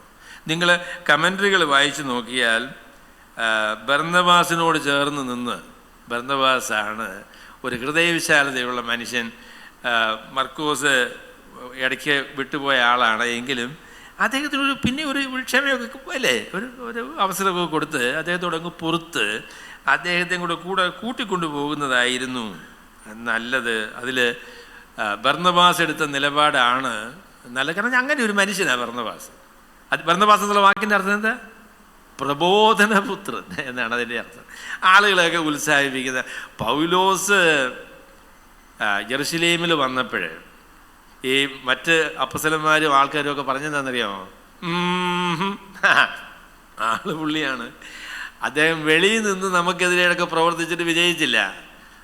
സൗകര്യപൂർവ്വം അകത്ത് കടന്ന് നമ്മളെ ഉപദ്രവിക്കാനായിട്ട് വന്നിരിക്കുകയാണ്, സൂക്ഷിച്ചോണം എന്നാ പറഞ്ഞ്. എന്നാൽ ബർന്നബാസ് പൗലോസിനെ ചെന്ന് കണ്ട് പൗലോസുമായിട്ടൊക്കെ സംസാരിച്ച് കഴിഞ്ഞതിന് ശേഷം പൗലോസിനെ കൂട്ടിക്കൊണ്ട് അപ്പസ്തലന്മാർ അടുക്കി ചെന്നു. എന്നിട്ട് പറഞ്ഞു, എൻ്റെ പൊന്ന് സഹോദരന്മാരെ, നിങ്ങൾ പറയുന്ന പോലെ അല്ല കേസ്. ഇത് സത്യസന്ധമായിട്ട് മാനസാന്തരപ്പെട്ടൊരു മനുഷ്യനാണ്. ഇദ്ദേഹം കർത്താവായ യേശുക്രിസ്തു പ്രത്യക്ഷപ്പെട്ടതാണ്. ഇദ്ദേഹത്തിൻ്റെ ജീവിതത്തെ യേശുക്രിസ്തു രൂപപ്പെടുത്തിയതാണ്. ഇദ്ദേഹത്തെ നിങ്ങൾ സ്വീകരിക്കണം എന്നൊക്കെ പറഞ്ഞയാളാണ് ബർന്നബാസ് എന്ന് പറയുന്നയാൾ. അപ്പം അതുകൊണ്ട് ബർന്നബാസ് പറഞ്ഞതൊന്ന് കേൾക്കേണ്ടിയായിരുന്നു എന്നാണ് പല ആളുകളും അതിനെക്കുറിച്ച് പറയുന്നത്. എന്നാൽ അതിനെക്കുറിച്ച് എസ് ലൂയിസ് ജോൺസൺ എന്ന് പറഞ്ഞ ആൾ പറഞ്ഞ കാര്യം ഞാൻ പറയാം. എസ് ലൂയിസ് ജോൺസൺ എന്ന് പറഞ്ഞാൽ ഞാൻ അദ്ദേഹത്തോടാണ് യോജിക്കുന്നത് കേട്ടോ. അപ്പോൾ ബർന്നബാസ് ഈ കാര്യത്തിൽ ചെയ്ത് ശരിയായില്ല, അദ്ദേഹത്തിന് ഈ തീരുമാനത്തിൽ അദ്ദേഹത്തിന് പിഴവ് പറ്റി എന്നാണ് ഞാൻ പറയാൻ പോകുന്നത്. നിങ്ങൾ യോഹാൻ എന്നോട് വിയോജിക്കുന്ന എനിക്കറിയാം. അപ്പോൾ അതിനെക്കുറിച്ച് നമുക്ക് സമ്പാദിക്കാം, അതിനെക്കുറിച്ച് നമുക്ക് അതിനകത്ത് ഇല്ല. അപ്പം എസ് ലൂയിസ് ജോൺസൺ പറഞ്ഞ പ്രസ്താവന ഞാൻ പറയാം. അദ്ദേഹം പറഞ്ഞു, ഇവർ തമ്മിൽ വഴക്കുണ്ടായപ്പോൾ, ഇവർ തമ്മിൽ ഈ അഭിപ്രായ വ്യത്യാസങ്ങൾ ഉണ്ടായപ്പോൾ ആരാണ് ശരി ആരാണ് തെറ്റെന്ന് വ്യക്തമായിട്ട് ഈ ലൂക്കോസ് പറയുന്നില്ല കേട്ടോ. അപ്പം ചില ആളുകളൊക്കെ ലൂക്കോസ് എന്തിനാ ഈ സംഭവം പറഞ്ഞത് എന്നൊക്കെ ചോദിച്ചിട്ടുണ്ട്. കാര്യം വെച്ചാൽ ഇത്രയും വലിയ ആൾക്കാർ അവർ തമ്മിൽ അഭിപ്രായ വ്യത്യാസം ഉണ്ടായി, പ്രശ്നമായി എന്ന് പറഞ്ഞ് നമുക്കൊരു നാണക്കേടല്ലേ, അത് പറയണ്ടായിരുന്നല്ലോ എന്ന് പറയാം. അപ്പം അതിനെക്കുറിച്ച് പറയുന്നത് അതിന് തിയറി ഓഫ് എംബാരസ്മെൻ്റ് എന്നാണ് പറയുന്നത്. എന്ന് പറഞ്ഞാൽ ബൈബിൾ സത്യസന്ധമാണ് എന്നുള്ളതിനൊരു വലിയ തെളിവ്, ബൈബിളിൽ മനുഷ്യർക്ക് ബുദ്ധിമുട്ടുണ്ടാക്കുന്ന കാര്യം പറഞ്ഞിട്ടുണ്ട്. നമ്മൾ പൗലോസിനെ കുറിച്ച് ബർന്നബാസിനെ കുറിച്ചൊക്കെ പറയുമ്പോൾ അവർ തമ്മിൽ വഴക്കുണ്ടാക്കാൻ പ്രതീക്ഷിക്കണില്ല. അപ്പോൾ അതുകൊണ്ട് ഉണ്ടായ വഴക്കൊന്നും ഇങ്ങനെ മിണ്ടാതെ ഇങ്ങ് വിട്ടുകളയുന്നതായിരുന്നു ഒരു പക്ഷേ നല്ലത് എന്ന് നമുക്ക് തോന്നിയാൽ അങ്ങനെയല്ല കേട്ടോ ബൈബിൾ എഴുതിയിരിക്കുന്നത്. ബൈബിൾ സത്യസന്ധമായിരിക്കുന്ന പുസ്തകമാണ്. അതിൽ മനുഷ്യരുടെ ബുദ്ധിമുട്ടുകളും പ്രയാസങ്ങളും ഒക്കെ പച്ചയായിട്ട് തന്നെ പറഞ്ഞിട്ടുണ്ട്. അപ്പം എസ് ലൂയിസ് ജോൺസൺ പറഞ്ഞ കാര്യം ഞാൻ പറഞ്ഞില്ല. എസ് ലൂയിസ് ജോൺസൺ പറഞ്ഞ എന്താണെന്ന് ചോദിച്ചാൽ അദ്ദേഹം പറഞ്ഞു, ഈ വിഷയത്തിൽ ആരാണ് ശരി ആരാണ് തെറ്റ് എന്നതിനെക്കുറിച്ച് വ്യക്തമായ രീതിയിൽ ലൂക്കോസ് നമ്മളോട് പറഞ്ഞിട്ടില്ല എന്നുള്ളത് ശരിയാണ്. എന്നാൽ അപ്പോസ്തലർ 15-ാമത്തെ അധ്യായത്തിൻ്റെ 38-ാമത്തെ വാക്യം, അതിൽ ബർന്നബാസ് മർക്കോസിനെ കൂട്ടി കപ്പൽ കയറി കുപ്രോസ് ദ്വീപിലേക്ക് പോയി എന്ന് പറയുന്ന ആ പ്രസ്താവന ബർന്നബാസിനെ സംബന്ധിച്ച് ദൈവത്തിൻ്റെ പരിശുദ്ധാത്മാവ് പറയുന്ന അവസാനത്തെ പ്രസ്താവനയാണ്. അതിനുശേഷം ബർന്നബാസ് എന്നുള്ളതായിരിക്കുന്ന ആളിനെ കുറിച്ച് ബൈബിളിൽ ഒരു വാക്കും പറഞ്ഞിട്ടില്ല. പിന്നെ ബർന്നബാസിൻ്റെ കൂടെ ഉണ്ടായിരുന്ന മർക്കോസ് അദ്ദേഹം ഗുണപ്പെട്ട കാര്യമൊക്കെ പറയുന്നുണ്ട്. എങ്കിലും we don't here anything about Barnabas. ഇത്രയും വലിയൊരു മനുഷ്യൻ, ഇത്രയും നല്ല ഒരു മനുഷ്യൻ, അദ്ദേഹത്തെക്കുറിച്ച് ദൈവത്തിൻ്റെ വചനം, ദൈവത്തിൻ്റെ പരിശുദ്ധാത്മാവ് പിന്നീടൊരു വാക്കും ബൈബിളിൽ പറയുന്നില്ല. അതൊരു സങ്കടമല്ലേ? അതൊരു സങ്കടമല്ലേ? അപ്പോൾ ആരാണ് ശരി ആരാണ് തെറ്റ് എന്ന് ചോദിച്ചാൽ ഒന്നാമത് പറയാൻ സാധിക്കുന്നത് ബർന്നബാസ് ചെയ്ത കാര്യമൊക്കെ നല്ലതായിരിക്കും കേട്ടോ. അദ്ദേഹം പോയി ദോഷം ചെയ്തു എന്നൊന്നും നമ്മൾ വിചാരിക്കേണ്ട കാര്യമില്ല. അദ്ദേഹം ചെയ്ത കാര്യം നല്ല കാര്യമാണ് എന്ന് നമുക്ക് അറിയാം. കാര്യം എന്ന് ചോദിച്ചാൽ പിന്നീട് പൗലോസ് മർക്കോസിനെ കുറിച്ച് പറഞ്ഞു, അവൻ എനിക്ക് പ്രയോജനമുള്ളവനാകിയാൽ അവനെ കൂട്ടിക്കൊണ്ടുവരിക എന്ന് പറയുന്ന പ്രസ്താവന 2 തീമോഥെയോസിൽ നമ്മൾ കാണുന്നുണ്ട്. താൻ തടവിലായിരിക്കുന്ന സമയത്ത് മർക്കോസിനെ ലൂക്കോസ് മാത്രമേ എൻ്റെ കൂടെ ഉള്ളൂ, പിന്നെ നമ്മുടെ ദേമാസ് ഈ ലോകത്തെ സ്നേഹിച്ചിട്ട് എന്നെ വിട്ടുപോയി, മർക്കോസ് എനിക്ക് പ്രയോജനമുള്ളവനാകിയാൽ നിങ്ങൾ അവനെ കൂട്ടിക്കൊണ്ടുവരണം എന്ന് തീമോഥെയോസിനോട് പറയുന്നൊരു പ്രസ്താവനയുണ്ട്. അപ്പോൾ മർക്കോസിൻ്റെ ജീവിതത്തിൽ സത്യസന്ധമായിരിക്കുന്ന വ്യതിയാനമുണ്ടായി, ദൈവത്തിന് പ്രയോജനമുള്ളവനായിട്ട് അവൻ തീർന്നു എന്നുള്ളത് ശരിയാണ്. അപ്പോൾ ബർന്നബാസ് ചെയ്ത വേല നല്ല വേലയാണ് കേട്ടോ. എന്നാൽ ഈ വിഷയത്തിൽ അദ്ദേഹം എടുത്തതായിരിക്കുന്ന തീരുമാനം അദ്ദേഹത്തെ സംബന്ധിച്ച്, അദ്ദേഹത്തിൻ്റെ വേലയെ സംബന്ധിച്ച് ദൈവത്തിൻ്റെ പരിശുദ്ധാത്മാവ് പിന്നീട് രേഖപ്പെടുത്തുന്നതിന് അതിന് അങ്ങനെ ഒരു അവസരം കാണാതെ വണ്ണം അദ്ദേഹം അപ്രത്യക്ഷനായി എന്നത് ഈ തീരുമാനം യഥാർത്ഥത്തിൽ തനിക്ക് ഒരു പരാജയമായിരുന്നു എന്നതിന് പരിശുദ്ധാത്മാവ് നൽകുന്ന ഒരു സൂചനയാണ് എന്ന് ഞാൻ പറയുന്നത്. രണ്ടാമത് അതിനെക്കുറിച്ച് പറയാൻ പറ്റുന്ന കാര്യം, ബർന്നബാസ് എങ്ങനെയാണ് പോയത്? ബർന്നബാസ് വഴക്കായി, അവർ തമ്മിൽ ഭയങ്കര ഉഗ്രവാദമായി. അപ്പം ഞാനതിനെക്കുറിച്ച് പറയാം, സഹോദരന്മാർ തമ്മിൽ ശബ്ദം ഉയർത്തുന്നതും അങ്ങനെ കോപിക്കുന്നതൊന്നും ശരിയല്ലെങ്കിലും അന്യോന്യം വാദിക്കുന്നതിനുള്ള സ്വാതന്ത്ര്യമൊക്കെ ഉണ്ട് കേട്ടോ. ചിലർ അയ്യോ മിണ്ടല്ലേ. അപ്പം ഞാൻ അതിനെക്കുറിച്ച് ഇത് പറഞ്ഞിട്ട് ഞാൻ ആ പ്രസ്താവന പറയാം. അതെന്താണെന്ന് ചോദിച്ചാൽ അദ്ദേഹം പറഞ്ഞു, ബർന്നബാസ് മർക്കോസിനെ കൂട്ടി കപ്പൽ കയറി കുപ്രോസ് ദ്വീപിലേക്ക് പോയി. അതാണ് ബർന്നബാസിനെ കുറിച്ച് ദൈവത്തിൻ്റെ പരിശുദ്ധാത്മാവ് ലൂക്കോസ് പറയുന്ന പ്രസ്താവന. അതാണ് ബർന്നബാസ് മർക്കോസിനെ കൂട്ടി കപ്പൽ കയറി കുപ്രോസ് ദ്വീപിലേക്ക് പോയി. അടുത്ത വാക്ക് എന്താണ്? 39ാമത്തെ വാക്യത്തിൽ ഇംഗ്ലീഷിൽ എങ്ങനെയാ മോനെ യോഹാൻ? ബട്ട് അല്ലേ? ബട്ട് എന്ന് പറയുന്നൊരു കോൺട്രാസ്റ്റ് അല്ലേ? പൗലോസോ എങ്ങനെ പോയത്? ശീലാസിനെ തിരഞ്ഞെടുത്ത് സഹോദരന്മാരാൽ കർത്താവിൻ്റെ കൃപയിൽ ഭരമേൽപ്പിക്കപ്പെട്ടിട്ട് താൻ യാത്ര പുറപ്പെട്ടു. അത് ശരി. അപ്പോൾ ദൈവത്തിൻ്റെ പരിശുദ്ധാത്മാവ് ഈ വിഷയത്തിൽ ആരുടെ നിലപാടാണ് ശരി എന്നുള്ളതിനെക്കുറിച്ച് പറയുന്നുണ്ട് കേട്ടോ. ബർന്നബാസ് മർക്കോസിനെ കൂട്ടി പോയി എന്ന് പറഞ്ഞതിന് ശേഷം പൗലോസിനെ കുറിച്ച് പറഞ്ഞപ്പോൾ പറഞ്ഞു പൗലോസോ. ബട്ട് അതിൽ നിന്ന് വ്യത്യസ്തമായിരിക്കുന്നൊരു പോക്കാണ് പൗലോസ് പോയത്. കർത്താവിൻ്റെ കൃപയിൽ സഹോദരന്മാരാൽ പരമേൽപ്പിക്കപ്പെട്ട് അന്ത്യോക്യയിലുള്ളതായിരിക്കുന്ന ദൈവത്തിൻ്റെ സഭ അപ്പസ്തലനായ പൗലോസ് എടുത്ത തീരുമാനത്തെ അംഗീകരിച്ച് അവരതിനോട് ചേർന്ന് പൗലോസിനെയും ശീലാസിനെയും ഒക്കെ ഒരുമിച്ച് ചേർത്ത് അവർക്ക് വേണ്ടി പ്രാർത്ഥിച്ച് അവരോട് ചേർന്ന് ആ നിലയിലൊരു പിൻബലത്തോടു കൂടെയാണ് അപ്പസ്തലനായ പൗലോസ് ശീലാസിനെ തിരഞ്ഞെടുത്ത് കടന്നു പോകുന്നത്. അവിടെ ഇനി ഞാനതിനെക്കുറിച്ച് ഒരു പ്രമാണമായിട്ടൊരു പ്രസ്താവന പറയാം. അതിനൊരു പ്രമാണമായിട്ട് അതാണ് എൻ്റെ 3ാമത്തെ പ്രസ്താവന എന്ന് പറയാം. 3ാമത്തെ പോയിൻ്റായിട്ട് ഞാൻ പറയാൻ ആഗ്രഹിക്കുന്ന കാര്യം, ഐക്യത എന്ന് പറയുന്നത് അഭിലഷണീയമാണ്. എന്നാൽ ബോധ്യങ്ങൾ വിട്ട് ഐക്യതയിൽ ജീവിക്കാനായിട്ട് നമുക്ക് സാധിക്കില്ല. അതാണ് ഞാൻ പറയാൻ ആഗ്രഹിക്കുന്നത്. ഐക്യത എന്ന് പറയുന്നത് വളരെ നല്ല കാര്യമാണ്. അതിനുവേണ്ടി നമ്മൾ പ്രവർത്തിക്കണമെന്നുള്ളതിന് അത് യാതൊരു സംശയവുമില്ല. എന്നാൽ നമ്മുടെ ബോധ്യങ്ങൾ ഉപേക്ഷിച്ച് നമ്മുടെ നിലപാടുകൾ അയവ് വരുത്തി, നിലപാടുകൾ വിട്ട് നമുക്ക് ഐക്യതയിൽ അങ്ങനെ പോകാനായിട്ട് സാധിക്കില്ല. അങ്ങനെയുള്ള അവസരങ്ങളിൽ വേർപാട് എന്ന് പറയുന്നത് അനിവാര്യമായിട്ട് തീരുന്നു. അങ്ങനെയുള്ള വേർപാടിനെ കുറിച്ച് ഞാനൊരു വാക്ക് അതിനോട് ചേർത്തൊക്കെ പറയാം. പിന്നീട് എനിക്ക് ചില കാര്യങ്ങൾ അതിനെക്കുറിച്ച് പറയാനുണ്ട്. അതെന്താണെന്ന് ചോദിച്ചാൽ, പൗലോസും ബർന്നബാസും കൂടെ പിണങ്ങി കേട്ടോ. അവർ തമ്മിൽ പിണങ്ങി എന്നുള്ള വാക്ക് തന്നെ അങ്ങ് ഉപയോഗിക്കാം. അവർ തമ്മിൽ അഭിപ്രായ വ്യത്യാസമായി, ഒരുമിച്ച് പ്രവർത്തിക്കാൻ കഴിയാത്തൊരു സ്ഥിതിയായി. എന്നാൽ പൗലോസ് ബർന്നബാസിനെ കുറിച്ച് ഒരു വാക്കും തൻ്റെ ഒരു ലേഖനത്തിലും ദോഷമായിട്ട് പറഞ്ഞിട്ടില്ല. പൗലോസിനെ കുറിച്ച് ബർന്നബാസിനെ കുറിച്ച് പൗലോസ് ഒരു വാക്കുപോലും തൻ്റെ ഒരു ലേഖനത്തിനും ദോഷമായിട്ട് പറഞ്ഞിട്ടില്ല. അതുപോലെ തന്നെ ബർന്നബാസിന് പറയാനുള്ള അവസരം പിന്നെ ഉണ്ടായില്ല. അദ്ദേഹം എന്താ പറഞ്ഞതെന്ന് നമുക്കറിയത്തില്ല. അദ്ദേഹവും പൗലോസിന് ഇതിനായിട്ടൊന്നും പറഞ്ഞില്ലെന്നേ. അപ്പം ഞാൻ ആ പ്രസ്താവനയും കൂടെ ഈ ഐക്യതയോടുള്ള ചേർത്ത് പറയാം. നമ്മളുടെ വിയോജിപ്പെന്ന് പറയുന്നത് വിദ്വേഷമായിട്ട് മാറരുത് കേട്ടോ. നമ്മളുടെ വിയോജിപ്പെന്ന് പറയുന്നത് വിദ്വേഷമായിട്ട് മാറരുത്. ചില ആളുകളോട് നമ്മൾ അവരുടെ അഭിപ്രായത്തോട് യോജിക്കണില്ല, പിന്നെ ഭയങ്കര പിണക്ക, പിന്നെ നമ്മളെക്കുറിച്ചൊക്കെ ഒരു ദോഷം പറയും. അയ്യോ, അങ്ങനെ ചെയ്യരുത്. നമ്മുടെ ബോധ്യങ്ങളൊന്നും നമ്മൾ കൈവിടേണ്ട കാര്യമില്ല. ആ ബോധ്യങ്ങൾക്ക് വേണ്ടി നിങ്ങൾ നിലപാടുകൾ സ്വീകരിച്ചോളൂ, അത് നല്ല കാര്യം തന്നെ. ഒരുമിച്ച് പ്രവർത്തിക്കാൻ പറ്റുകയില്ല. പക്ഷെങ്കിൽ ദൂഷണം എന്തിനായി പറയുന്നത്? ആ ആളിൻ്റെ ആത്മാർത്ഥതയെയും അദ്ദേഹത്തിൻ്റെ ഉദ്ദേശശുദ്ധിയെയും എന്തിനാ ചോദ്യം ചെയ്യുന്നത്? അദ്ദേഹത്തിൻ്റെ ജീവിത ശൈലി കുഴപ്പമാണെന്ന് എന്തിനാ പറയുന്നത്? അത് അന്യായമാണ് കേട്ടോ. അങ്ങനെ പറയരുത്. നമുക്ക് ആളുകളുമായിട്ട് വിയോജിക്കാനുള്ള സ്വാതന്ത്ര്യമുണ്ട്. ഞാൻ എൻ്റെ ഭാര്യയോട് പറയുന്ന പ്രസ്താവന, ഭാര്യയ്ക്ക് ഇഷ്ടപ്പെട്ടു കേട്ടോ ആ പ്രസ്താവന. വിയോജിപ്പ് വിദ്വേഷമായിട്ട് മാറാൻ പാടില്ല. അതാണ് എൻ്റെ ഭാര്യയ്ക്ക് ഇഷ്ടപ്പെട്ട പ്രസ്താവന. അതേപോലെ ആൾ കൂടിയ പ്രസ്താവനയാണ് എന്നോട് പറഞ്ഞു കേട്ടോ.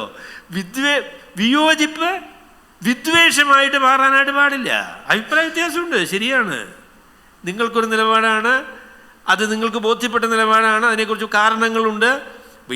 ഈ വാഗ്വാദത്തെക്കുറിച്ച് പറഞ്ഞപ്പോൾ ഞാൻ പറയാം, നമ്മൾ വിശ്വസിക്കുന്ന കാര്യങ്ങളും പറയുന്ന കാര്യങ്ങളും എന്തുകൊണ്ട് വിശ്വസിക്കുന്നു, എന്തുകൊണ്ടാണ് അങ്ങനെ പറയുന്നത് എന്ന് വിശദീകരിക്കുവാൻ, നമ്മുടെ നിലപാട് വ്യക്തമാക്കുവാനുള്ള ബാധ്യത നമുക്കുണ്ട്.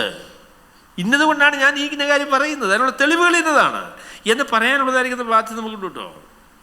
അപ്പം അങ്ങനെ തെളിവുകളൊക്കെ പറഞ്ഞ് രണ്ട് തമ്മിൽ യോജിക്കാനായിട്ട് യാതൊരു നിർവാഹവും ഇല്ല.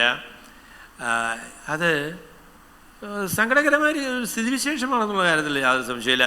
എഫ് ബ്രൂസ് ഇതിനെക്കുറിച്ച് പറഞ്ഞൊരു പ്രസ്താവനയോടെ ഞാൻ പറയാം. എഫ് ബ്രൂസ് പറഞ്ഞത് ഞാൻ പറയാം. അദ്ദേഹം പറഞ്ഞു, ബർന്നബാസും പൗലോസും തമ്മിൽ വേർപിരിഞ്ഞത് സങ്കടകരമാണ്, എന്നാൽ ദൈവത്തിൻ്റെ സർവാധികാരത്തിൽ അതൊരു അനുഗ്രഹമായിട്ട് തീർന്നു. ഒരു ടീമിന് പകരം 2 ടീമായി എന്ന് പറഞ്ഞു. ബർന്നബാസ് സൈപ്രസിലേക്കൊക്കെ പോയി, അദ്ദേഹം മർക്കോസിൻ്റെ കൂടെയൊക്കെ ഒരുപാട് വില ചെയ്തു കേട്ടോ. പൗലോസും ശൈലാസും പിന്നെ തിമോത്തിയോസും ലൂക്കോസും എല്ലാം കൂടെ അവർ വളരെ വിജയകരമായിരിക്കുന്ന പ്രവർത്തനം ചെയ്തു. അപ്പോൾ ദൈവത്തിൻ്റെ സർവാധികാരത്തിൽ ഇവരുടെ വിയോജിപ്പ് എന്ന് പറയുന്ന ഒരു അനുഗ്രഹമായി തീർന്നു എന്നാണ് എഫ് ബ്രൂസ് അതിനെക്കുറിച്ച് പറഞ്ഞത്. അപ്പോൾ ഞാൻ ഒരു കാര്യം കൂടെ, അല്ലെങ്കിൽ എന്തുകൊണ്ടാണ് പൗലോസ് പറഞ്ഞ കാര്യം അല്ലെങ്കിൽ പൗലോസിൻ്റെ നിലപാട് ശരിയാണ് എന്ന് പറയാനുള്ള കാരണം എന്താണെന്ന് ഒരു കാര്യം കൂടെ ഞാൻ പറയാൻ ആഗ്രഹിക്കുന്നു. അതെന്താണെന്ന് ചോദിച്ചാൽ, ഇവിടെ മർക്കോസ് എന്ന് പറയുന്ന ഒരാളിൻ്റെ സമർപ്പണവും അദ്ദേഹത്തിൻ്റെ തീരുമാനവും മാത്രമല്ല വിഷയം. മർക്കോസ് എന്ന് പറയുന്ന ഒരാളെടുത്ത തീരുമാനം, അദ്ദേഹത്തിൻ്റെ സമർപ്പണക്കുറവ് എന്ന് പറയുന്നത് മാത്രമല്ല ഇവിടുത്തെ വിഷയം. ഞങ്ങൾ കേട്ടോ, പെർഗ എന്ന് പറയുന്ന സ്ഥലം, പെർഗയിൽ നിന്നാണ് 13-ാമത്തെ അധ്യായത്തിൻ്റെ 13-ാം വാക്യത്തിൽ ലൂക്കോസ് ഇതിനെക്കുറിച്ച് ഇങ്ങനെ പറഞ്ഞു വന്നപ്പം മർക്കോസ് വിട്ടുപോയ കാര്യം സൂചിപ്പിച്ചിട്ടുണ്ട് കേട്ടോ.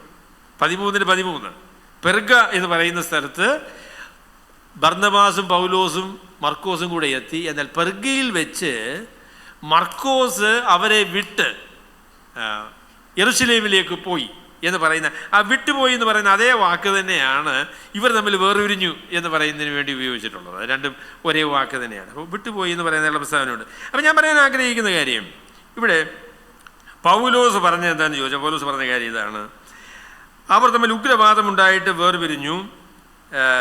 അപ്പോൾ അദ്ദേഹം പറഞ്ഞത്, തങ്ങളെ വിട്ട് പ്രവൃത്തിക്ക് വരാതെ പോയവനെ കൂട്ടിക്കൊണ്ടു പോകുന്നത് യോഗ്യമല്ല എന്ന് നിരൂപിച്ചു എന്ന് പറയുന്ന വാക്കും അതും വളരെ നല്ല ഒരു വാക്കാണ്. എന്ന് പറഞ്ഞാൽ it is a something which has being come to a conclusion after a deliberation of thinking. വളരെ ആലോചിച്ച് ചിന്തിച്ച് അതിൻ്റെ വരുംവരായികളെക്കുറിച്ചൊക്കെ ചിന്തിച്ചതിന് ശേഷം എടുത്തൊരു തീരുമാനമാണ് ഈ നിരൂപണം, എക്സിയോ എന്ന് പറയുന്ന വാക്ക് അവിടെ ഉപയോഗിച്ചിരിക്കുന്നത്. He said, it's a very calculated and deliberated decision. അത് പെട്ടെന്നെടുത്തൊരു തീരുമാനമൊന്നുമല്ല, ഇതിനെക്കുറിച്ച് നന്നായി ചിന്തിച്ച് താൻ എടുത്ത ഒരു തീരുമാനമാണ്. എന്നിട്ട് അദ്ദേഹത്തെക്കുറിച്ച് പറഞ്ഞൊരു പ്രസ്താവന എന്ന് പറയുന്നത്, പ്രവൃത്തിക്ക് വരാതെ പോയവനെ പോയവനെ എന്ന് പറയുന്ന ആ വാക്ക് നിങ്ങൾ ഗ്രീക്കിൽ നോക്കിയാൽ അപ്പോസ്റ്റാസി എന്ന് പറയുന്നില്ല, അപ്പോസ്റ്റസി എന്ന് പറയുന്നതായിരിക്കുന്ന ഒരു വാക്കാണ്. അപ്പോസ്റ്റസി എന്ന് പറഞ്ഞാൽ അതിനെക്കുറിച്ച് ഞാൻ നമ്മുടെ ഇന്നത്തെ ഞങ്ങളുടെ ടർക്കി ട്രിപ്പിൽ ഒരു പ്രഗത്ഭനായ വേദശാസ്ത്രിയോട് അതിനെക്കുറിച്ച് സംസാരിച്ചു. അദ്ദേഹം ഈ പോയിന്റ് എന്നെ പ്രത്യേകം, അദ്ദേഹം പൗലോസിൻ്റെ പക്ഷക്കാരനാണ്. അദ്ദേഹം പറഞ്ഞു ഇറ്റ് ഈസ് അപ്പോസ്റ്റസി എന്ന് പറഞ്ഞാൽ മർക്കോസിൻ്റെ പ്രശ്നമെന്ന് പറയുന്നത് തൻ്റെ സമർപ്പണമില്ലായ്മ മാത്രമായിരുന്നില്ല. He had problem with the gospel. സുവിശേഷത്തെ സംബന്ധിച്ച്, അതായത് യഹൂദന്മാരും ജാതികളും കൂടെ ഒരുമിച്ച് ഒരേ നിലയിൽ സുവിശേഷത്തിലുള്ള വിശ്വാസത്താൽ ഒരുപോലെ തുല്യമായ രീതിയിൽ രക്ഷിക്കപ്പെടും എന്നുള്ളതായിരിക്കുന്ന ഈ ആശയം മർക്കോസിന് ചില ബുദ്ധിമുട്ടുള്ള ഒരാശയമായിരുന്നു. അത് പ്രോബബ്ലി, അപ്പം ഞാനത് ഈ അപ്പോസ്റ്റസി എന്ന് പറയുന്ന ആ വാക്കിൽ നിന്നാണ് ഞാൻ അത്രയൊക്കെ പറയുന്നത്. അത്രയൊന്നും ലൂക്കോസ് പറഞ്ഞിട്ടില്ല എന്നുള്ളത് ശരിയാണ്. അപ്പം ഞാൻ വിചാരിക്കുന്നത് it was not a personal offence against Mark. മർക്കോസിനെതിരായിട്ടുള്ള ഒരു വ്യക്തിപരമായിരിക്കുന്ന ബുദ്ധിമുട്ട് എന്നുള്ളതിൽ കവിഞ്ഞ് അദ്ദേഹത്തിന് സുവിശേഷത്തിലുള്ള നിലപാട് എന്നതിന് ഒരു സ്ഥാനം തൻ്റെ തീരുമാനത്തിൽ നിശ്ചയമായിട്ടുമുണ്ട് എന്നാണ് ഞാൻ വിചാരിക്കുന്നത്. അല്ലെങ്കിൽ ഞാൻ അതിനോട് ചേർത്ത് ഈ പ്രസ്താവന പറയാം.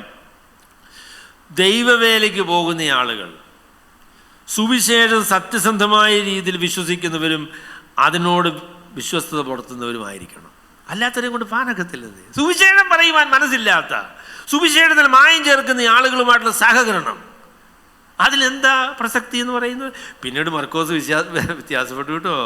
മർക്കോസിൻ്റെ ആ പഴയ ആശയങ്ങളൊക്കെ അദ്ദേഹം വിട്ടു, അത് ശരിയാണ്. എന്നാൽ ആ അവസരത്തിൽ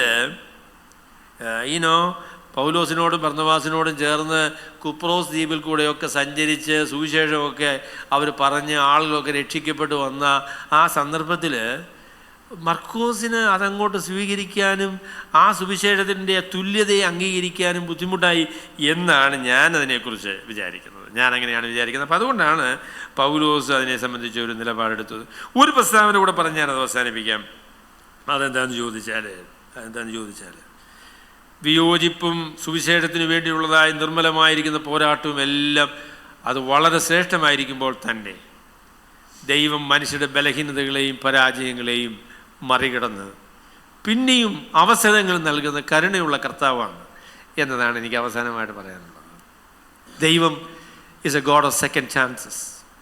നമ്മുടെ പരാജയങ്ങളെ നമ്മളോട് ക്ഷമിച്ച്, നമ്മുടെ കുറവുകളെ നമ്മളോട് പുറത്ത്, നമ്മളെ മടക്കി വരുത്തുന്ന, നമ്മളോട് കരുണ ചെയ്യുന്ന ഒരു ദൈവമാണ് എന്നുള്ള കാര്യം മർക്കോസിൻ്റെ അനുഭവത്തിൽ നിന്ന് നമുക്ക് പറയാനായിട്ട് സാധിക്കും. അദ്ദേഹം ഒരു കാലത്ത് സുവിശേഷത്തെ ശരിയായ രീതിയിൽ മനസ്സിലാക്കാനും സുവിശേഷത്തിന് അനുസൃതമായ രീതിയിൽ പ്രവർത്തിക്കാനും ഒക്കെ ബുദ്ധിമുട്ടുള്ള ഒരാളായിരുന്നു. എന്നാൽ മർക്കോസിന് സുവിശേഷം എഴുതിയാരാ? ഈ പറഞ്ഞ മർക്കോസാ. ഈ മർക്കോസാണ് സുവിശേഷം എഴുതിയ ആളാ. ദൈവം മനുഷ്യരെ വ്യത്യാസപ്പെടുത്തുന്ന ആളാകട്ടോ. നമ്മുടെ ബലഹീനതകളെ നമ്മളോട് ക്ഷമിക്കുന്ന, നമ്മുടെ ജീവിതങ്ങളെ വ്യതിയാനപ്പെടുത്തുന്ന, നമ്മുടെ വിശ്വാസത്തെ ശുദ്ധീകരിക്കുന്ന, നമ്മളോട് കരുണ ചെയ്യുന്ന ഒരു നല്ലവനായ ദൈവമാണ് നമുക്കുള്ളത് എന്നത് എത്രയോ ആശ്വാസകരമായ കാര്യമാണ്. Mark had a second chance. മർക്കോസിന് മടങ്ങി വരുവാൻ ദൈവം ഒരു അവസരം കൊടുത്തു. മടങ്ങി വന്നു എന്ന് മാത്രമല്ല, ബൈബിളിലെ ഏറ്റവും പ്രസിദ്ധമായിരിക്കുന്ന മർക്കോസിന് സുവിശേഷം എഴുതുവാൻ ദൈവം ആ മനുഷ്യനെ ഉപയോഗിച്ചു. ദൈവത്തിൽ പ്രത്യാശ വയ്ക്കുന്ന ഏവനുമേ ധൈര്യപ്പെടുകയും നിങ്ങളുടെ ഹൃദയം കലങ്ങിപ്പോകരുത്. അവൻ നമ്മളോട് കരുണ ചെയ്യുന്ന, നമ്മളെ സഹായിക്കുന്ന നല്ലവനായ ദൈവമാണ്. സുവിശേഷമാണ് നമ്മളുടെ ഏറ്റവും വലിയ വിഷയം. അതിൻ്റെ വ്യക്തതയും അതിൻ്റെ കൃത്യതയും അതിനുള്ള ധൈര്യവുമാണ് ദൈവവേലയിലെ അടിസ്ഥാനപരമായ കാര്യം. ദൈവം നമ്മളെ ഏൽപ്പിച്ചിരിക്കുന്ന വേല അവിശ്വാസികളോട് സുവിശേഷം പറയുന്നതും വിശ്വാസികളെ അവരുടെ വിശ്വാസത്തിൽ ഉറപ്പിക്കുന്നതുമാണ്. ഐക്യതയാണ് നമ്മുടെ ലക്ഷ്യമെങ്കിലും ബോധ്യങ്ങളും നമ്മളുടെ പ്രമാണങ്ങളും വിട്ട് നമുക്ക് ഐക്യത നിലനിർത്താനായിട്ട് സാധിക്കില്ല. എന്നാൽ ദൈവം കരുണയുള്ളവനും നമ്മളെ മടക്കി വരുത്തുന്നവനും നമുക്ക് വീണ്ടും അവസരങ്ങൾ തരുന്നവനുമാണ് എന്നുള്ളത് നമ്മുടെ ജീവിതത്തിൻ്റെ ഏറ്റവും വലിയ ആശ്വാസമാണ്. സർവ്വകാരുണ്യവാനായ ദൈവം നമ്മളെല്ലാവരെയും അനുഗ്രഹിക്കുമാറാകട്ടെ. ഞങ്ങളെ സ്നേഹിക്കുന്ന വലിയവനായ ദൈവമേ, അവിടുത്തെ വിലയേറെ കൃപയ്ക്കും കരുണയ്ക്കുമായി ഞങ്ങൾ നന്ദിയോടുകൂടെ അങ്ങേക്ക് സ്തോത്രങ്ങൾ അർപ്പിക്കുന്നു. സുവിശേഷം മനസ്സിലാക്കുവാൻ, സുവിശേഷം വിശ്വസിക്കുവാൻ, സുവിശേഷത്തിൻ്റെ സത്യത്തിന് വേണ്ടി നിൽക്കുവാൻ ഞങ്ങൾക്ക് തന്ന മഹാഭാഗ്യത്തിനായിട്ട് നന്ദിയോടെ സ്തോത്രം. സുവിശേഷം പ്രഘോഷിക്കുവാൻ, വിശ്വാസികളെ ദൈവത്തിൻ്റെ വചനത്തിൽ ഉറപ്പിക്കുവാൻ ഞങ്ങൾക്ക് തന്ന അവസരങ്ങൾക്കായിട്ട് ഞങ്ങൾ നന്ദി പറയുന്നു. അത് ഞങ്ങൾ ഏറ്റവും പ്രബലപ്പെട്ടു വരുവാൻ ഞങ്ങളെ സഹായിക്കണം എന്ന് ഞങ്ങൾ പ്രാർത്ഥിക്കുന്നു. കർത്താവെ, ചില സഹോദരങ്ങളോടും സ്നേഹിതരോടുമൊക്കെ ചില അവസരങ്ങളിൽ വിയോജിക്കുകയും അവരോട് വേർപെടുകയോ ഒക്കെ ചെയ്യേണ്ടതായിട്ട് വന്നിട്ടുണ്ട്. എന്നാൽ അവരെ വെറുക്കുകയോ വിദ്വേഷിക്കുകയോ ചെയ്യാതെ സ്നേഹത്തിൽ സത്യം സംസാരിക്കുവാൻ ഞങ്ങളെ സഹായിക്കണം. മാത്രവുമല്ല, ദൈവം കരുണയുള്ളവനും വീണ്ടും അവസരങ്ങളെ നൽകുന്നവനുമായ ദൈവമാണ്, ജീവിതങ്ങളെ രൂപാന്തരപ്പെടുത്തുന്ന കർത്താവാണ് എന്നറിഞ്ഞ് ധൈര്യപ്പെടുവാനും കർത്താവിൽ ഉറയ്ക്കുവാനും ഞങ്ങളെ സഹായിക്കണം എന്ന് ഞങ്ങൾ പ്രാർത്ഥിക്കുന്നു. അവിടുത്തെ കരങ്ങൾ ഞങ്ങളെ ഏൽപ്പിക്കുന്നു, കർത്താവായ യേശുക്രിസ്തുവിൻ്റെ വിലയേറിയ നാമത്തിൽ തന്നെ.